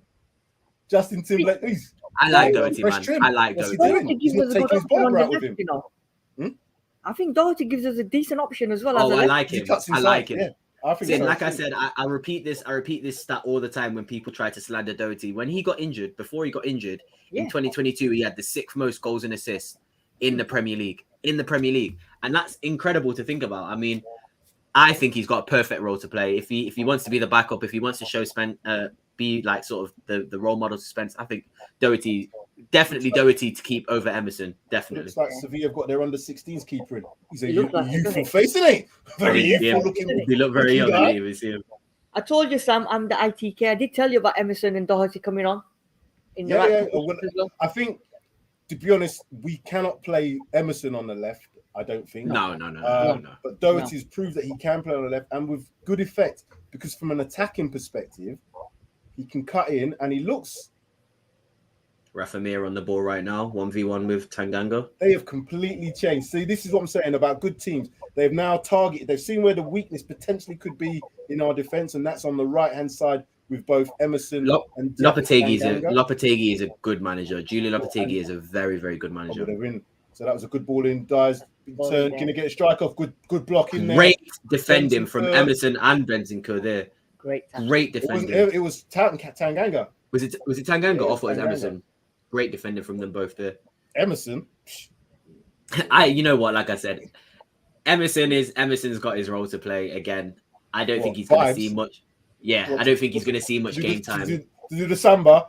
Macarena. No, we don't need people to do Macarenas and entertain us. I want a good footballer. Let's have a look at this block again from Oh, it No, was it was Emerson. Emerson. Sorry, I It was apologise. Emerson. It was It was Emerson. Emerson, yeah. That's Emerson's block as well. That's a great block from Emerson. Well, that's a really good block from Emerson. It wasn't Emerson, it was Benson Cole. Emerson just Emerson didn't get the ball. Emerson got the ball. What are you on Emerson about, got the Sid? Didn't get the ball. Sid, don't do him a disservice. Don't do Emerson like that. Listen, my boy sat here and he's just said the same. Emerson didn't get the ball. Emerson slid in. He slid in. I'm All telling right, you. we'll give Bentancur. We'll give it a It's joint Bentancur. credit. Joint credit. I'm sure we can agree on that one. Currently 54 minutes on the clock. Sevilla have the ball in their own half. Chip ball played on the right side. Højbjerg pressing. Play. It looks like it's our ball. Look like they're playing quickly. They're in again. Not in. Yeah, But hands up for great play, Davis. Well played. right, Can already now, see the transition. impact. Can already see the impact. This is where we're going to make this. We've got 1v1s all over the shop if they can do this properly. Yeah. Good strength from Kulusevski. Holds the ball up and finds the pass. Well played. And this is where Spence will make a difference. You see here, Spence will attack 100%. in that position. And that's not a slight on Emerson. It's just different play styles. What you notice with Spence when I've seen him, he'll attack two players. It doesn't matter if Straight there's away, two players there. He'll still go for it, and that's He could get a foul. because, as you were saying yesterday, Darius, when you've got 2-on-1, that means there's always going to be a spare player, and they can't afford. Good teams won't do that to us because we've got lethal finishes up front. Okay, Yeah, Emerson, you'd can you get this cross? rather Let's double see. up. Can Nah, he he's beat not your man, brilliant. Emerson? Step over. And just pass it into Son. Son edge of the Left box, left foot, over the top. Ooh. Yeah, you'd rather sort of you'd definitely rather see Spence in that position. And sorry, you'd rather see Son and Kane be double marked as well. That's the thing. So with this team now, there's so many threats all over the pitch. As an opposition, you're gonna have to choose who you're gonna want to put two men on.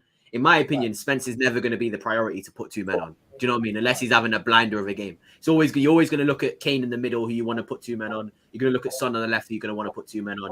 Even potentially looking at Basuma through that middle. If he's bossing that midfield, you might want to put two men on Basuma to stop him dictating the play. So for me, I think Spence is going to have a lot of free space to really just do what he needs down that right-hand side, which is why I think he's going to have a great season. But we're still obviously yet to see. It's not been announced yet. So technically he's not signed for us, but we saw the leaked picture. We also you know saw what the they're leak. doing, innit? They're just trying to do this Crossing from the media left, TikTok blocked by thing. Tanganga on the edge of the box. Quite Wonder what number he'll Right. get, to be fair. Good strike there from, I think it was Rakitic. always going wide.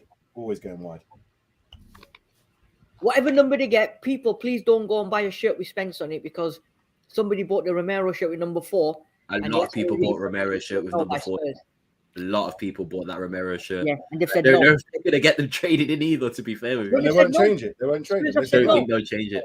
Yeah, Spurs have said you should have waited or no. Maybe Spurs they said should have. once we've done the print, it's personalized, so we can't issue a refund. That's true. Once you got it on the back. Little break and play there. They're taking a bit of time. Lloris just picking up the ball. Goal kick to Spurs. 57 minutes coming up on the clock. Shall we go through the team? That if people are just joining us now and missed the first Yeah. half.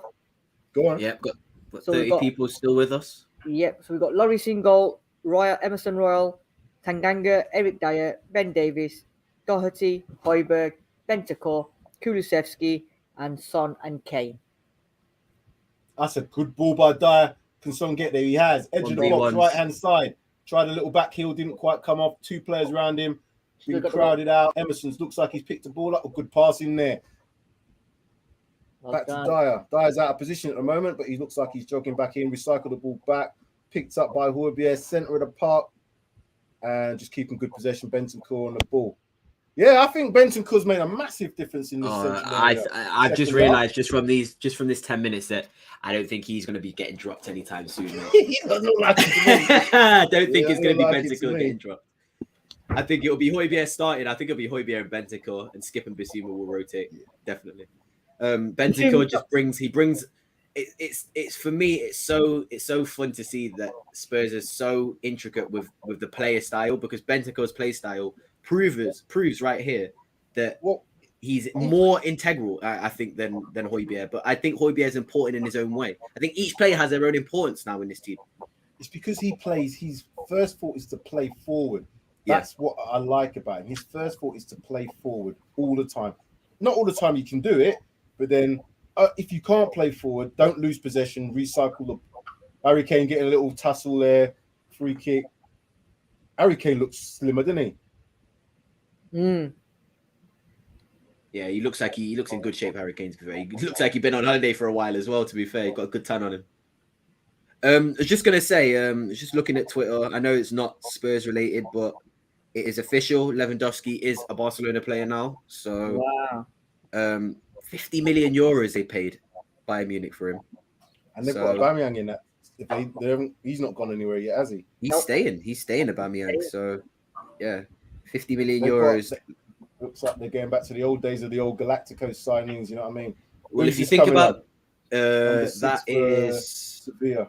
I don't even know. I can have a look for you because I've got the numbers here for you. Number 6 is Gudelj. Number 30's just come off. Who's number 30? Number 30 is Carmona. Yeah, Gudelj is a centre back, so he's going to go to left centre back. Gudelj is a decent centre back, to be fair. He actually is all right. He's not the best, but he's a good player, to be fair. I think that's why they weren't as bothered about losing Koundé and Carlos, because Sevilla centre backs are very good centre backs. Diego Carlos has obviously gone to Newcastle, and Jules Koundé looks like he's linked with Chelsea and potentially PSG as well. I've heard. He's been pimped out, isn't he? Koundé, yeah, they need to sell Sevilla. They need to sell at the moment. So I won't be surprised if Koundé is also sold this summer. Definitely. 60 minutes on the clock. Sevilla looks like we're quite deep in our block in our half. Good switch of play there. Good switch of play there. 1v1. Can't remember who that is. It number 26 he is?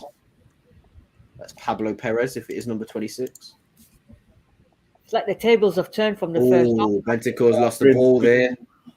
Very fortunate. Very fortunate.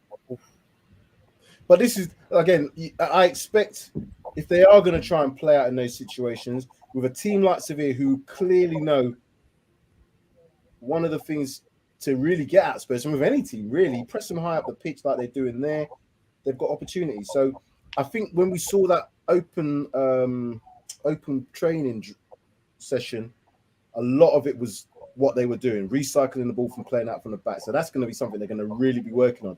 I just don't think the players that they've got on at this moment in time in the back three are the best players to play out from the back. Ben Davies doesn't always look comfortable in possession. Tanganga, again, doesn't always look comfortable in possession. Dyer, we know what sometimes he's a hit or miss. So we need the likes of Lenglet and Romero to be in this team, in my opinion. Sorry to interrupt you, Sam, but Lloris's distribution is improved significantly. That was a great pass just there that was Emerson-esque there from Lloris. That was a great, sorry to interrupt you there, Sam, but yeah, just great distribution from Lloris there. A few comments to read out here. Rai Jibrail, that number 4 Romero shirt is going to be a collector's item. Probably so. Probably if you bought a Romero shirt before you announced 17, you might want to hold on to it. You might be able to get a little bit extra money for it. So, yeah, great shout there. And thank you very much. Great commentary as always, guys. Thank you very much, Raid. Thank you for being in the comments and thank you for watching. Hopefully you're watching the game as well. David Clark says, I was in Barcelona's club shop when I told an American not to buy a shirt with, please finish that because I'm actually interested in what that is now, David. But thank you for your comment. And then Ricky Villa, big up yourself, Ricky Villa. Always in the comments, always on Paxton Road. Poor first half. Would say poor. Wasn't great though. Looked great start of the second, now a bit shaky. I agree with that there. I think we definitely started well. That's not a foul there from Doherty. I think we can improve, but again, it's a friendly. 6 subs made. Almost got out of that, but they didn't. Right hand side now again. 21's got the ball for Sevilla, plays it in. Dyer picks up, mops up. And is very composed. Very again, composed Dyer in picks that. up the ball again off the rebound from Son. Lost it now. That's not in a good. bad area. Strike there. Looked like, was that the Miller? No, he's gone off. No, the man has gone off, I believe. Number 34, who's he? I can find out. Number 34 is. His name is Pedro Ortiz. Okay. Yeah, Dyer tried to run out with the ball, lost the ball. Again, and just on where Dyer lost the ball there. Clement Lenglet probably wouldn't lose the ball there. That's sort of what Clement Lenglet likes to do. He's very good with the ball at his feet in closed spaces. So it does seem like that might be what Conte's been sort of advocating the players to do. Look at where Dyer's now playing. He's coming out of that central area. He swapped for Højbjerg. Going almost into that midfield by design. Now he's dropped back into the central area. That's a great goal. That's a very good goal. Sevilla strike from Rakitic again. Rakitic always scores 10. against us. Always scores against us. Great strike. Every single time Rakitic scores against us. Now, there's a few reasons for that. We're going to go back to the replay. Dyer was way out of position, didn't get the ball. We lost it. He was trying to get back in. Højbjerg was probably feeling a little bit out of position. Again, nobody on the edge of the box. Look, you can see Højbjerg chopping too deep. Nobody edge of the box. Look at that. How many players have we got in the box? It's a great strike, though. It is a great strike. It didn't even give the players time to even run out. I know Dyer probably could have done more, but I still think it's avoidable. You had about 8 or 9 players in the box then. It's avoidable. You know, those 2 players are too deep. There's only a couple of their players in there. You got to push out. You know, I like the fact that Dyer went into that midfield position, but once you lose it, you've really got to win it back quickly. So press, as opposed to drop. And that's what happens. 65 minutes on the clock, or 64-32, 1-1, Tottenham versus Sevilla. Goals from Kane and then Rakitic with a very good strike from just outside the box, I believe it was. Improvements need to be made, definitely. I think we did improve in the second half, but again, when you make 6 subs, it is going to change a lot. I'm not too fussed about it, to be fair with you.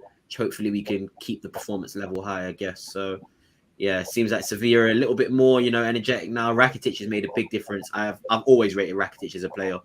Very underrated player, in my opinion. It looks like he's got a second wind because he's running all over the place again. He's picking the ball up in the left wing back area, getting back into the centre. So again, that's what he used to do in his first season for us. To be fair with you, that's what he used to do a lot. Conte's given specific instructions to certain players to do certain things. Because I'm looking at Dyer. No, Doherty's just giving the ball away in a bad position again. There, Højbjerg needs to come off. He looks like he's tired again. He's jogging a bit there. No interception there from Højbjerg again. Get out to him, Doherty. Get out to him now. Engage. Again, there's too much of this backing off. Yeah. Sometimes you have to engage with players. He might beat you, but if you don't engage with him, he's just going to keep backing you up, and then they're going to get threaded balls into that area. And Sevilla know what they're doing.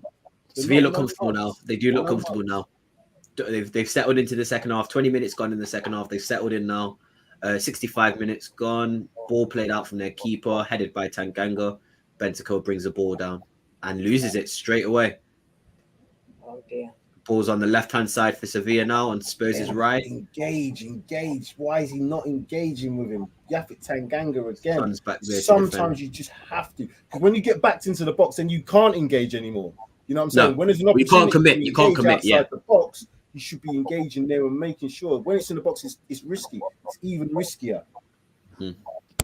Well, thank you everyone thank you all 34 of you for being here. Mood's gone down a little bit, but we're still obviously positive. It's only 1-1, but yeah, obviously not winning anymore. But thank you everyone for being here. Please like the video.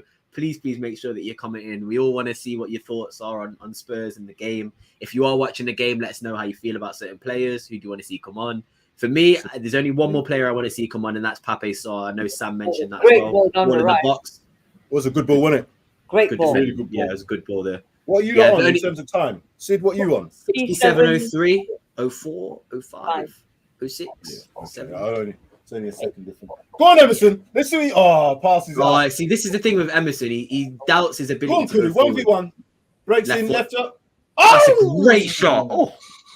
Oof. He's going to score. You know what the vibe he gives me sometimes when he does that? He gives me Rob M vibes. It almost feels like the ball's going to go in every time he cuts on that left. That's a great strike from Kulusevski. The goal against Norwich that he scored, Kulusevski. That's an amazing strike. That was very close. That's not a bad effort indeed. You see when Emerson had the ball then? It was like somebody put him on slow motion. He doesn't know how to accelerate. His acceleration is poor. Is poor. And that's, I think it makes him look like he is playing in slow motion, because when he sprints with the ball, it's like, are you actually sprinting or are you trying to catch up with the football that you've passed forward? So nah, I agree with you. I think Jed Spence's acceleration is what me and Sam were watching a few clips of Jed Spence yesterday, and his standing acceleration. Switch the play out to the right. Emerson on the ball again. That's a good box, ball. Crosses in. That's a really good ball. That's a good ball. Nobody's challenging. Right on the penalty spot. It's a really good ball from Emerson. Emerson, well done, you. Not a lot of power in the cross, but it was placement. It was perfect where it was. So I don't know why is Conte doing this in preseason. We're getting to 70 minutes. Hopefully, he's going to take Højbjerg off. Ball over the top. Son's in. Ball. Can he get this? Can he get back in? He's right on it. Oh, he's offside. He's offside. Subs. I think subs will be made now. I think subs will be definitely being made now. I really want to see Pape Sarr come on now. I need to see Son have a little bit of a break. Kane have a break. Yeah. Højbjerg needs to come off, man. He definitely. That's what I mean. Curved run. Look at that. Just offside. Just offside. Just offside because the player behind Pape him Sarr for Højbjerg. playing almost on.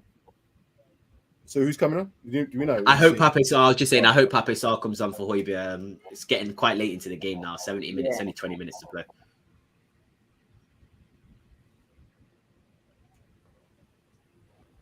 I think we're going for a drinks break.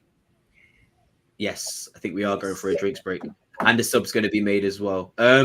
Right, guys. While they go for a drinks break, I'm also going for a drinks break. So I'm going to leave it to you two for a little bit, but I will not be long at all.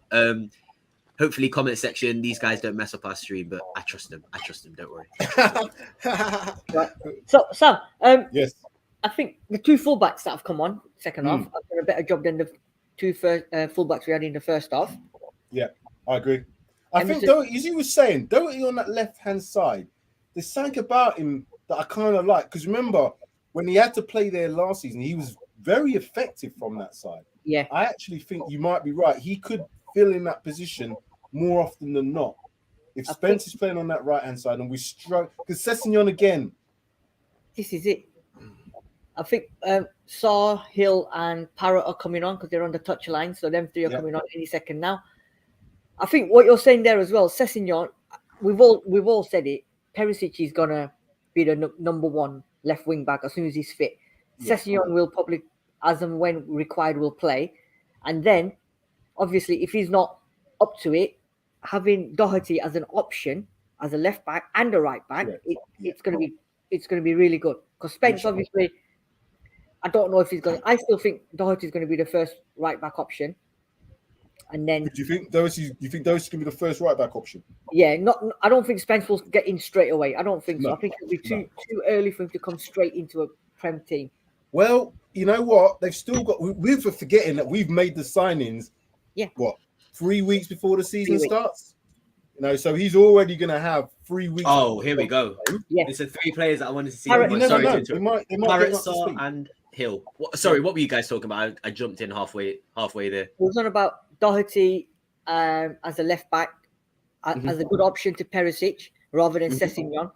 Although I personally think he'll be a right back, first choice right back with Spence probably as a backup because I can't see Spence going straight into it. But then unless he hits the ground running, I agree with you. Yeah. The only thing with Doherty at left back, I think it works. I just prefer my fullbacks to be the same foot as the side they're playing on. Yes, I agree. Only because when you're crossing the ball and when Son's sort of making inverted runs, it's going to be hard to put a ball in on your left side. That's why Perisic is a perfect. What I would say is when you play an inverted wing back, if the other team plays an inverted forward, then they're cutting in, so they're cutting in on their stronger foot. If that makes sense to you, So it can work, but then again, if teams then decide, right, I've seen that, and then they put a right, let's say a right foot on the left on the right hand side, then they're going to go around. It's more difficult to make them challenges. Not say you can't, but you're always taking a bit more of a risk. So again, it all depends on how they need Lloris to come up. So these I've got my three, special tin of food. Sorry, guys. these three have just come on.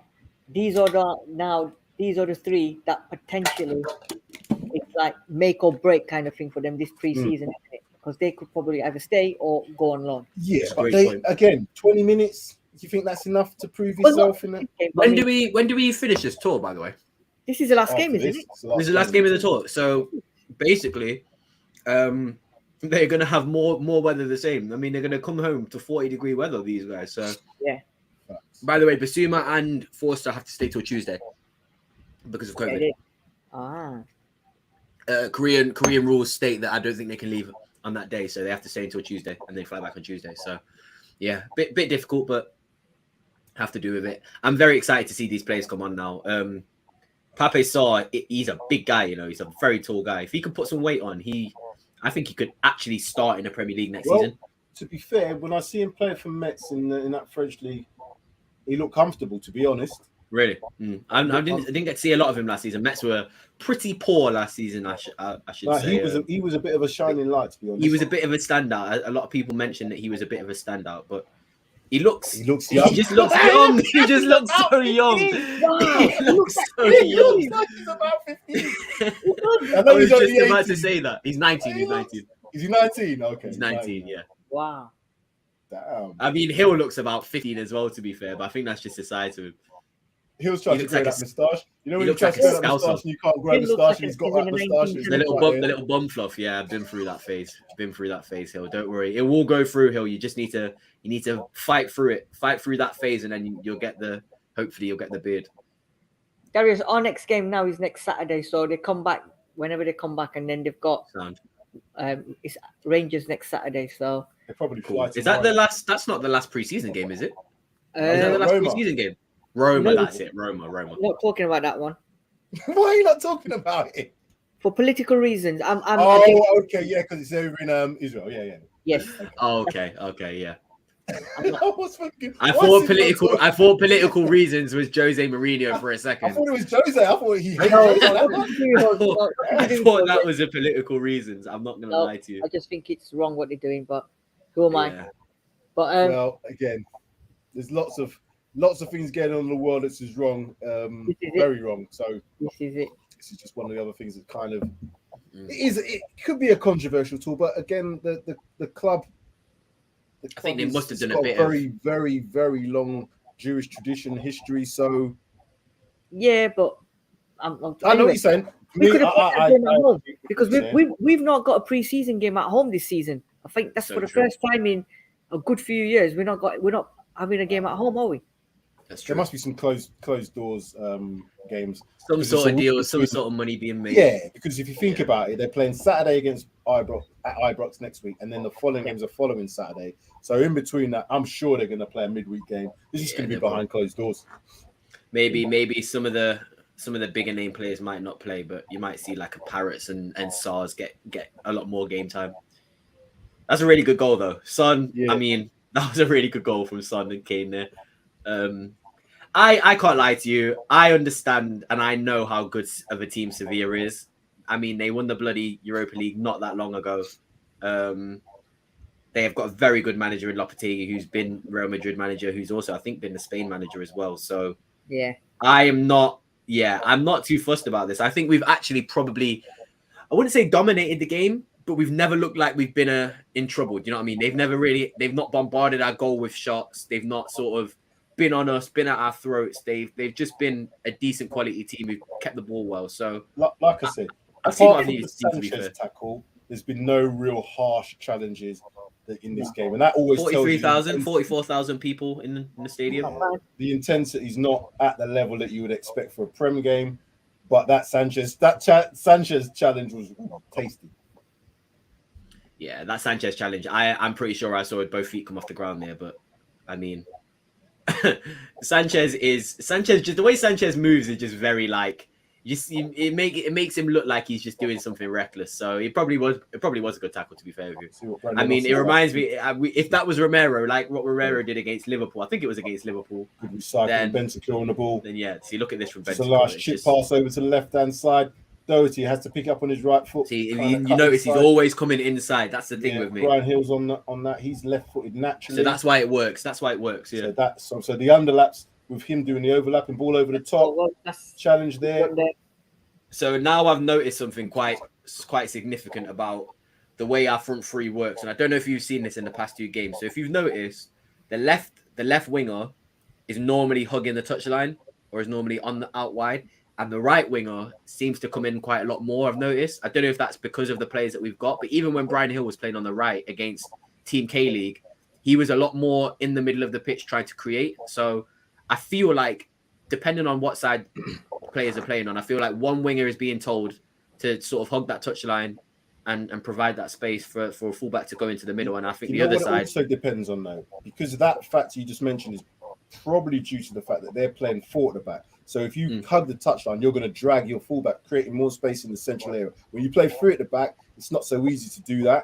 So I think that might be because of the way that Sevilla are playing. If Brian Hill comes out here. You've then got more space for the underlap, which Doherty's going to be doing. They just haven't got the ball enough to do it as much. But that's what I think. They're a good possession team, though. Sevilla. They've always been good at holding the ball. Well played there from Bentancur. Bentancur is so calm in possession. Saucy. Who's that? Brendan, saucy. Oh, Bill. Oh, look at this. Great football. One-touch football. Ben Davies. Ball. Oh, yes, he does. Still retain possession. This is what I like to see. That's the keeper. That's what you got to do. This is what they were doing in that open drill. Trying to keep the ball from the back, more comfortable now. See, look, Daddy's telling him to calm. Oh yeah, that's Tanganga. Daddy's just telling him to calm it down. Ricky Villa says all about the fitness up, fellas. Good to see Brian back and look forward to seeing what Saar does. Exciting times. Yeah, man. I'm talking like those two talents.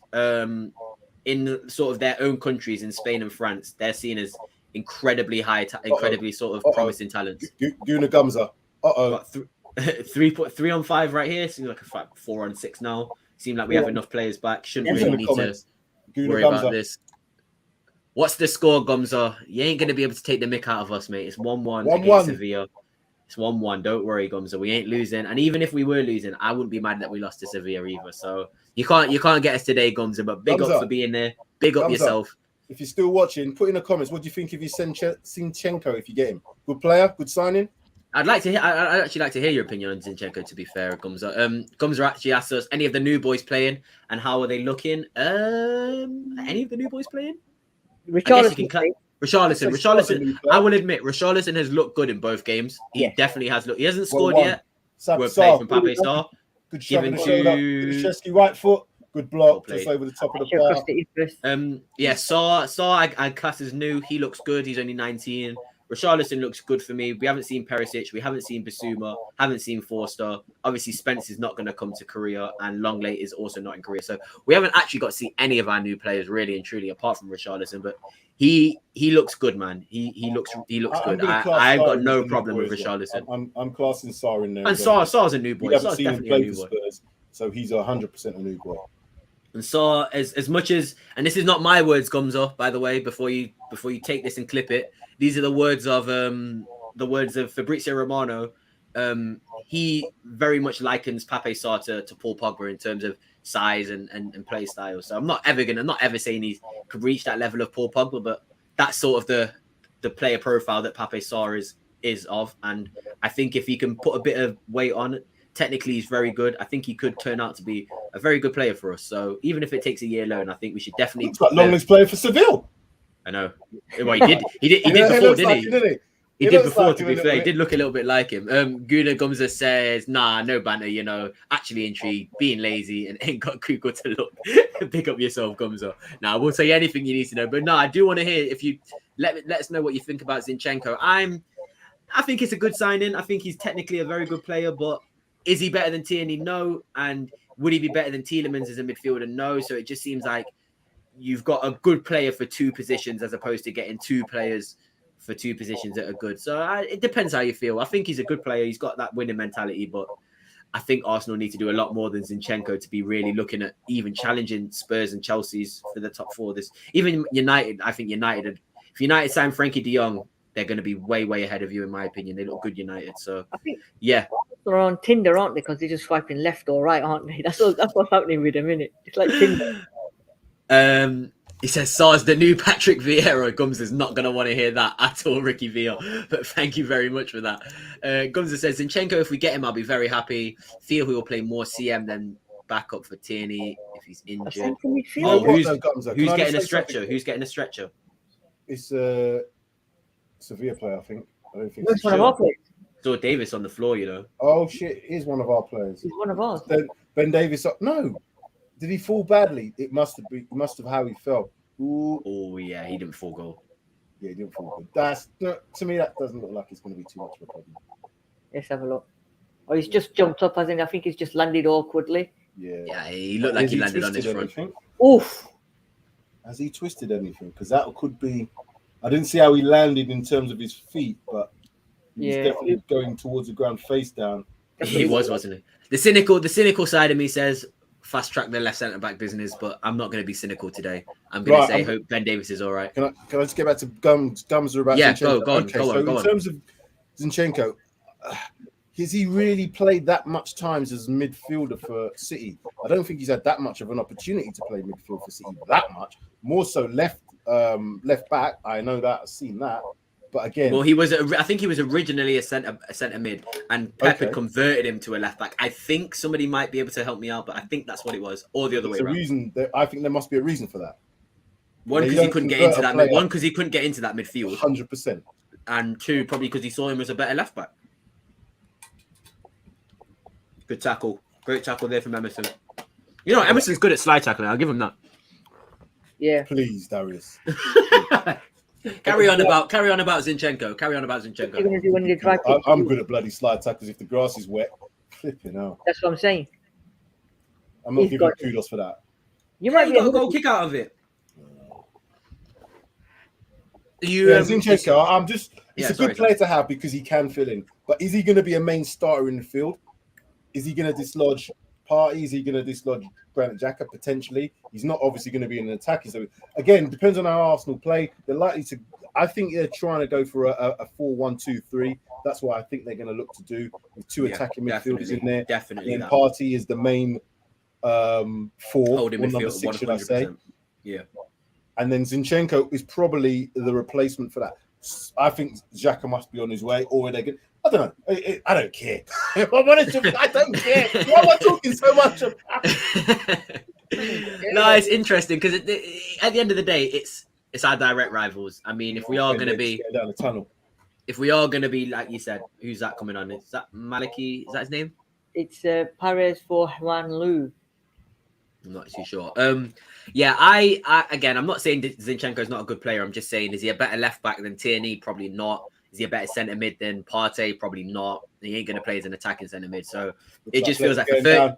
Kulusevski grabbing his knee. Looks like it could just be a knock. Stay down, he's saying. Kante saying stay down. He's come on for impact again, it seems like. Looks like Davis. Yeah, just Davis looked like he landed badly. Now, whether he looked like he landed on his good head at the same time, I'm not sure. Oh yeah, it's Maliki Fagan Walcott. I thought it was Maliki Fagan Walcott who's just come on. Ben Davis has come off. Forgot his name. Yeah, Guna Gomza or Guna Gomza. I'm just gonna call you Gomza. Gomza says, here we go. No cap. We've done well in the window. I'm not sure about that. But it might still not be enough for top 4 because you've done more in the window and was already 2 points away in bad areas again. They should have scored that. And that was definitely again maybe a little bit of overconfidence there from Spurs, or maybe tiredness, maybe a combination. But Brandon Austin, that was nobody. Where was he playing that ball to? I don't know who he was playing that ball. He was trying to play that into Bentacle with no. At least he was trying. At least he tried. Yeah, but he needed to have a lot more pace on that ball. Yeah, I mean, Gumsy, you've pretty much explained how I feel. I just don't see how with Koulibaly and Sterling signing for Chelsea and our 6 signings and potentially more. I mean, if we get Maddison, there's no chance Arsenal will get in the top 4. I just think it's going to be too. It's not that Arsenal are terrible. It's just that there's too many good teams, too many better teams around them for them to even. And if United click, oh yeah, and if United click, then it's peak for Arsenal. In my opinion, you should just completely sack off the league and go for that Europa League, and you'll be able to still dislodge one of the 4th place, whoever finishes 4th place. I think Arsenal's season should entirely revolve around that Europa League. So yeah, a little bit of a late tackle there from Fagan Walcott. Getting stuck in. I'd like to see that. Like to see. I don't know how old he is actually. I'm going to find out because it'll be quite interesting. Who's Maliki Fagan Walcott. 19. He is old, very close in. Born March 2002. That makes me feel sick thinking about that. He says also, Gomza, yeah, he was a centre mid originally. I thought so. City struggled with left back, so he went there and did well. I think he will dislodge Xhaka. I see us getting Zinchenko and Tielemans. If you get them both, that's very good. Yeah, I agree with that. If you sacrifice getting Tielemans for Zinchenko, then what I will say to that though is I don't think Leicester are going to lose Tielemans and Maddison's in the same window. So it's one or. Well, Tielemans has a year left. Maddison has 2, to be fair. So because Tielemans has a year left on his deal, and Maddison has 2 years left. If they can get good money for Tielemans and then bring Winks in, I think Winks can do a decent enough job for Leicester, like Tielemans done.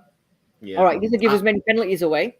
But I'll be honest. That's what I was going to say. Zinchenko and Tielemans both defensively are very suspect. I mean, Tielemans himself conceded 3 penalties in the Premier League last season. That's a lot. That is a lot. So Brandon Austin's got the yips. He's got the getting yips. a bit nervous. He's getting a bit nervous. He's got the yips. Zinchenko is probably like Richarlison in terms of he could do both roles. I see that point. I see that standpoint, definitely. I don't want to see my keeper get the yips. Definitely not. Let's get this gone. Let's not lose this game. I don't mind a 1-1. Let's just not lose this game. Because it feels like we do look tired. It's been competitive. 100% it's been competitive, but we're looking a little bit tired now. I think we just need to, you know, see it out, have a break, get back to the UK and you know, carry on where we left at. I mean, it's going to be great to see Spence and Longley get into that training again. To be fair with you, I'm a little bit confused as to why we were so adamant on signing all the players before Korea, because I realized now it was only a week away. I thought it was 2 weeks off, so it doesn't really make sense. It does make sense. Obviously, we got the business done early, but I don't think it's that detrimental that, you know, players weren't signed before we went to Korea. I still think, like you said, Maddison, if he comes and if a centre-back comes in, you're still going to get adequate pre-season time with Conte. So, yeah, not sure why that sort of Korea thing was such a main thing, but not to worry. Gomza, big up yourself again. Now, we won't get both, I don't think. I can see 2 players coming in, Zinchenko and a winger. If it's not Zinchenko, then 3 players, cheap left-back, Tielemans and a right winger. Arsenal need a lot more than that to be challenging for the top 4, in my opinion. I think if you get Zinchenko, Tielemans, and a right winger, I heard Forget them now. Forget Arsenal. We've done too much talk on Arsenal, man. Forget them. Gums is commenting. I've got to be nice to Gumza, man. I've got to be nice to Gumza. I've got to conversate with him. You've had your moment of fun now, Gumza. Cool, bloody hell, trying to take over the stream with Arsenal talk. No. Nah, I like to talk about Arsenal because they feel like the little brother now to us. So, what do you think of Austin's performance? I think he's looked quite shaky, you know. Oh, he's a bit shaky. He's a bit shaky. Here we go. He made that mistake with the pass. Since that point, his eyes have widened like Sanchez's eyes. You know when Sanchez did that wide eye look, and every time the ball come to him, you know something was going to happen bad. That's what Brandon Austin looks like to me at this moment in time. I hope he doesn't get a strike. Somebody gets a shot of goal because it's Okay, look, Gumza has a question Spurs related for us. At least it's Spurs related. Do you think this is a one-off window for you lot, or is this what you expect to see from Spurs going forward? I'll say this really quickly. I've done a bit of research, and certain people on Twitter, Paulo Keith's a great source for this sort of stuff. He's basically said that Spurs' revenue in terms of matchday revenue is second only to, I believe, Manchester United.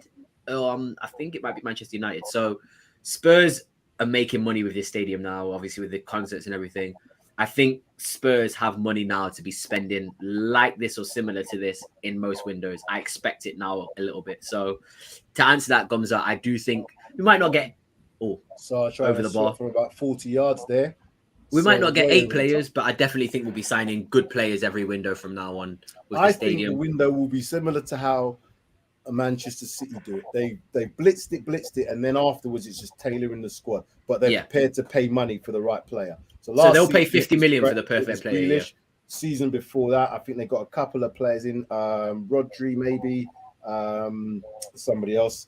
But that's how I think we'll do it. So we'll clear out because we needed to clear out. Yeah. Get in the basis of the squad, and then it will be a case of trying to, because obviously we've got Son and Kane who are not going to be there forever. Aging. Yes. They're getting their 30s now, so we need to need to think about potentially the follow-up from that. But I do think Spurs are going to be definitely looking in.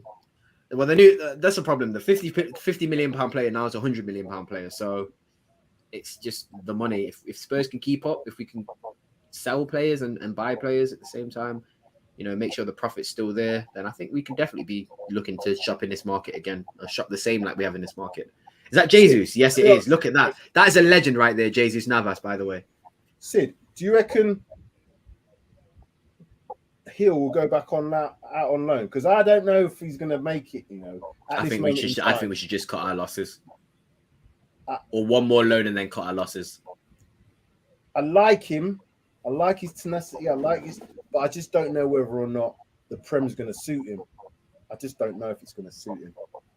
He'd be amazing in Spain. I think what we should do with Hill is send him on loan again to Spain. He has a great season, and then we just try and get as much money for him because, like you said, if we're signing Spence, Richarlison, Longley, Perisic, Basuma, there's a clear profile of player that Conte is going for, and Brian Hill just doesn't fit that Final whistle profile. Here we go, 1-1. lads. 1-1. It's finished. Tottenham, Harry Kane scored was it in the first half? It was. Harry Kane scored in the first half, quite late in the first half. Rakitic with a goal about 60 minutes in. Good strike from the edge of the box. I think it was a lot better in the second half. I think it fell off the energy in the second half, but it was an improvement. Individually, are there any people that stood out to you? Wasn't it the second half he scored? Did Kane score? Yeah, Kane scored in the second half. He did, yeah, because he was facing that way. Yeah, Kane scored both goals in the second half. Yeah, any individuals that stood out for you guys? Anything that you can take from this game that you can potentially see, being a thing in the future for our season, or is it just another preseason to get the fitness up? Pre-season to get the fitness up. I think Conte's just assessing to see what players can do, what jobs for him. He's probably got his lineup sort of sorted, but he's just getting the players back to full fitness. He did say, didn't he, that there was a few that were lacking, but they all look proper, sharp, and in terms of fitness wise. And like we've mentioned before, I think it's just a matter of the Hills, the Parrots, Tangangas, people like that. Do I keep them? Do I then loan them out? And I think this is more of a curve for him to learn which players are going to be in his squad and which aren't. And I think that's the basis of it, really. I don't think results matter. Go on, sorry, finish. Sorry. Yeah, I was going to say, I don't think results matter as much. I think it's more about performance, fitness levels, and most important is the players that I've mentioned, whether he's going to loan them out or whether he's going to keep them. For me, I think he's probably made a decision on quite a few of these players already. I don't think Brian Hill is going to be playing at Spurs this season. I think they'll probably loan him out. I think someone like Sarr may get a chance, but I don't know if he will, because again, we've probably got a decent amount of midfielders in there. And if we get Maddison, if that is something that comes to reality, then I can't see Sarr staying. So I don't see a lot of those fringe players actually really making it. So the Troy Parrots, can't see it happening. So do you cut your losses? Do you sell? Do you loan again? I don't know. I'm not sure. It's a difficult one. I think, like Sid said, I think most of the decisions for this window are. Thank you very much. Actually, that was very unintentional. Like Sid says. Basically, I do think that most of the planning for this window was done before we left for Korea. So I don't think these games will have much of a difference or much of an impact on it. However, you never know what can happen with injuries. That could be a big thing. If somebody gets injured, for example, if Spence or Doherty was to get injured, Emerson can't be sold, in my opinion. It's going to be difficult for me to justify selling him. So, but hasn't that proved by him playing Lucas at right wing back that there's a potential that he would do something like that, and Emerson would be surplus to requirements? Because why would you play Lucas there if you know you're going to keep three of your wing backs? Because because Lucas is going to be that person who is literally not going to have a position next season. Lucas is there for Macarena. He will fill holes. He's there for Macarena. He's not there for anything else, Darius. He's not. If he needs to play left wing, he'll play left wing. If he needs to play up front, he'll play up front. If he needs to play centre mid, he'll play centre mid. If he needs to play right back, he'll just be. And the thing is, Lucas won't be mad at that either. So I just think he will just literally be the pure definition of a utility player. He will just get chucked everywhere and anywhere. Knows that this is the best put. You know, he can't get unless he's going to go home and enjoy himself back in Brazil. There's no other team. Well, say no other team. Obviously, there'll be teams in Premiership that might take him, but no other team where we are. Everton were linked, but I don't think Everton were that serious about it, to be fair. Go on. I was going to say, I think he'll stay at Spurs or he'll go back to Brazil. I don't think he'll go into any other club in Prem because I don't think he wants. Well, he's basically said, hasn't he, that I'm going to stay at Spurs unless they don't want me, and then I'll go back to Brazil. Simple. Yeah, that's fair. He looks like a sort of guy that needs to have mates around him, needs to enjoy himself. He looks like he's a happy-go-lucky type person. Well, I've seen him. You've seen the little antics he's done when the celebrations and all the rest of it, whipping people's hats off and dash. He's got that fun aspect to him, and because he's got his mates there now, in terms of Emerson and Richarlison, he's there for good times. But he plays off happiness, like he said. If he's in a good mood, I don't want a player to be playing off vibes. I need him to be able to produce something, and we've seen that he doesn't really produce. He gives us a little bit of ooh, but he doesn't give us anything. I hear you. Just a few more comments. Guna Gumza again. What's happened to Dane Scarlett? You reckon he'll go out on loan? Looks the real deal. Do you think he'll play this season? I think Dane Scarlett's in a really difficult position because I think he's too young to go on loan, and I also think he won't get any game time. So, No. yeah, I don't know what you guys feel, but I think Dane Scarlett's in a pretty unlucky position. I think one more year, then he'll go out on loan. I personally think, right, and again, I'm not bigging up my hometown, but Preston North End did come in for Scarlett and they did come in for Troy Parrott. Scarlett was going to happen, but then they said no. Mhm. I think Parrott is ahead of Scarlett getting into this first team at Spurs. So I personally think Scarlett will be loaned out, and I honestly believe QPR or Sunderland will end up with Troy Parrott, and I think Troy Parrott will probably end up with a permanent move to Sunderland because they're a decent club, and if they're coming back into the Championship, they're going to go all out. So I think Parrott will be sold at some point. Munzi, big up Munzi, big up lads. Love the channel. We love you too, Munzi Talk. Sure Thank you subscribe. so much for your support. Everybody, make sure you're liking and subscribing. Please, please, please. Thank you so much for the kind words, Munzi. Gumzer again, you mentioned Maddison a few times. Where do you see him playing? If you sign him, it will be an attacking midfielder. He could be also a midfielder, but it will allow us rotation and formation changes throughout the game, different games. So I think he will play as a 10, but it just allows us to rotate. Obviously, Kulusevski might not start, but then at the same time, you can bring him on, change it partway through the game. So yeah, Maddison will play centre mid / attacker mid. I don't know if you guys must agree with me, surely. Or do you think he can play off the right? Do you think he can play off the right? Yeah, I do. I think he can play slightly off the right because with this system, if you've got to think about it, the way Harry Kane kind of plays, again, no, I'll scrap that. I think Maddison will be designed to be able to put into a system like a 3-5-2, where you then have your two central strikers, whether that's Harry Kane and Son, whether that's Harry Kane and Richarlison. That's the ability that we now have to have two really good forwards. And then you've got a creative player behind that. We need to have that option because sometimes we have to have three in midfield. I know that Harry Kane does the midfield job, but he's not a midfielder. So when you need someone to actually be in there, Harry Kane can't be in two places at once. You want him as our best goal scorer to be in more goal scoring positions than not. Yeah. But he's been able to do the assist job because his numbers suggest that he's assisting a lot for us because we haven't had the creativity. Maddison would probably change that. So it allows us to go to a 3-5-2 with an attacking in just behind. And that would be superb because Harry Kane, Son, imagine that as a front two. And somebody that can break the lines as well. Because Maddison can get into the box and score goals as well. So, he's very good. He's very good at finishing. I mean, his long shots are incredible. His set pieces, I think, is... I always said, like, I didn't care what position it was, but we need it. It was a good save from Lloris. I don't care what position it is, but I need a set piece specialist in the team. And I didn't want it to be Harvey White. So to get a set piece specialist in Maddison who could start every game and, you know, definitely have an impact in the team. I think it's a great signing to make. So, to be fair with you, I don't really think we have much else to speak about. 1-1 it finishes. I'll go through these last comments and then, we can wrap up. I'll get your final thoughts. I think it's Rangers next weekend, you said, guys. So we'll probably do the same thing. Do a watch along for the Rangers game. Pretty sure it'll be on Spurs Play. Gumza says El Neni is our Lucas. El Neni. Oh my gosh. You're giving El Neni contracts. That's a problem. El Neni never scored a hat-trick in the semi-final, as Lucas never scored a Jodi against Barcelona. I love the banter.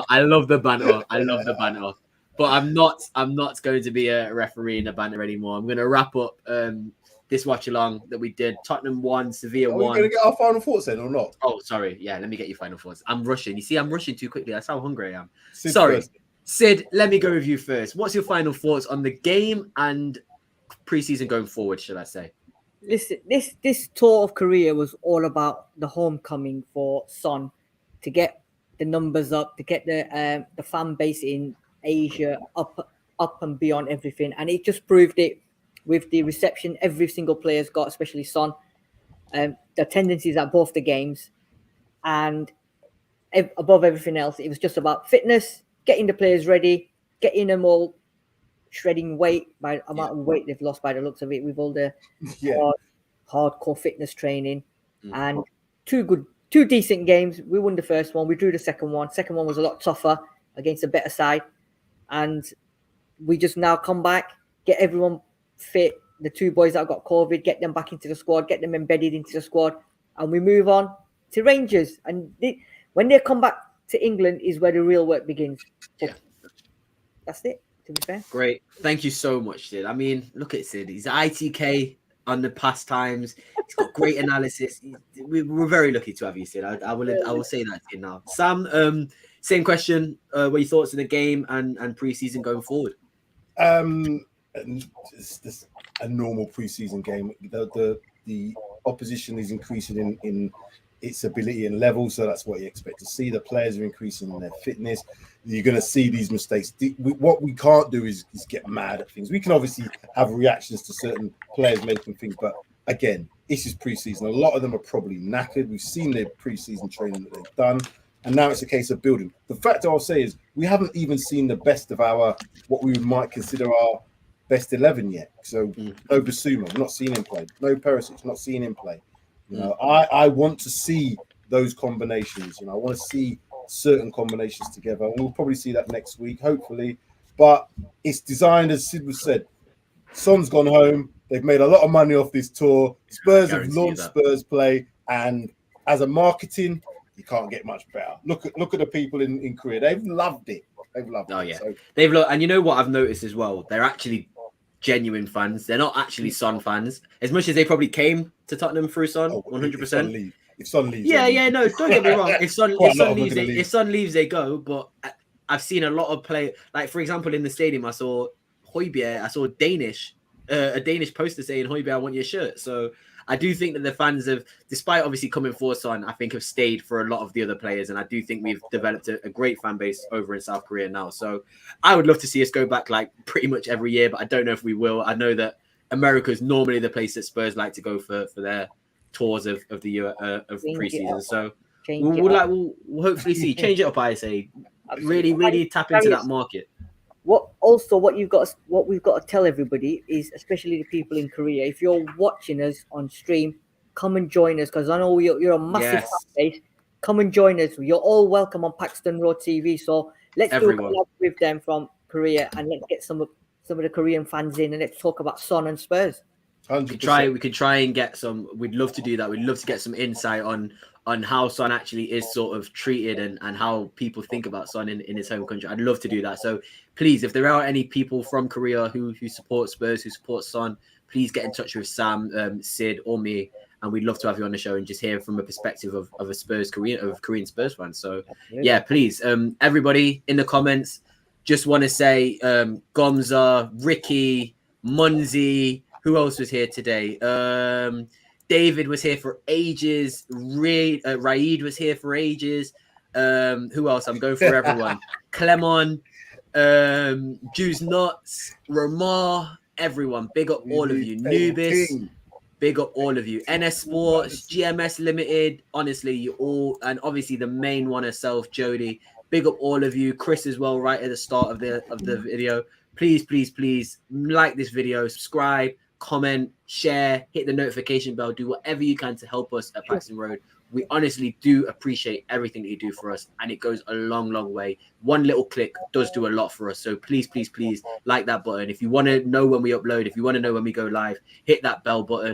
And if you want to know about any of us or any of things that are going on with us in our personal lives or on Paxton, then Sam Spurs for Life. Sam Spurs for all your Twitter handles right there, mate. So unless you're not posting anything, no. But Sam Spurs for Life's Twitter there. Sid Spurs, that's your Twitter handle as well, isn't it? And then Darius 3K is my Twitter handle as well. So if you want to see it, follow us on Twitter. Please do. We appreciate everyone's support. Go on, Sid. Say whatever you need to say. If you're on Tinder, swipe left for Arsenal and swipe right for Tottenham. Yeah. You heard it here first. Arsenal, follow Tottenham. You heard it here first. Gums is here because Tinder? he knows. What's Tinder? I'm joking. Oh. No, exactly. Don't let him. He's not that old. He's not that old. You're not that old, Sam. You're not that old. The Brazilian Talking about Brazilians, I know. He was talking about Brazilians earlier on. I know he knows what Tinder is. Oh, big up Mary Miggy as well. Oh my gosh, thought you posted red Højbjerg. Spurs need 4-4-2 system for Kane. He's fit. Yeah. You know what, that could be a potential one as well. But I'm not going to hold you for much longer, guys. Thank you so much for tuning in. Next Saturday we'll be here. Talking points on Monday. Sid says on Friday. Yep. Perfect. And then, like I said, we might be able to even do it some of the shows. Like I said, if there's any more signings being made, Madison comes in, we might have to do a bit of a Madison show or whatever. So yeah, just be wary. That notification bell, that will do the job for you. If you hit that notification bell, you'll know every time we upload. So yeah, thank you very much, guys. Sam, Sid, happy with the result, or I'm just happy that we've got players. Like I said, we signed up most of our players before the season starts. 3 weeks before the season. We are 3 weeks away, like you said, 3 weeks today. Unheard of. Absolutely, that's good. In my lifetime. So I'm happy that we're doing this. I'm happy. Madison and a cherry on the top. That's it. Happy with the result, and I'm happy we did our second watch along with all the watching Spurs fans that couldn't. And it went well. And it went really well. It went really well. Apart from the Mission Impossible time clock aligning, it went really well. So yeah, no, that was not good. That clock aligning, that was good. It was good. It was good. I enjoyed that. It was good. I will do that again next week. And we done our own stunts as well. Yeah, don't forget. All right, now I am going, guys. Now I am going. Sid, Sam, thank you so much for joining me. It was amazing. We'll see you next week. Goodbye. Come on, you Spurs.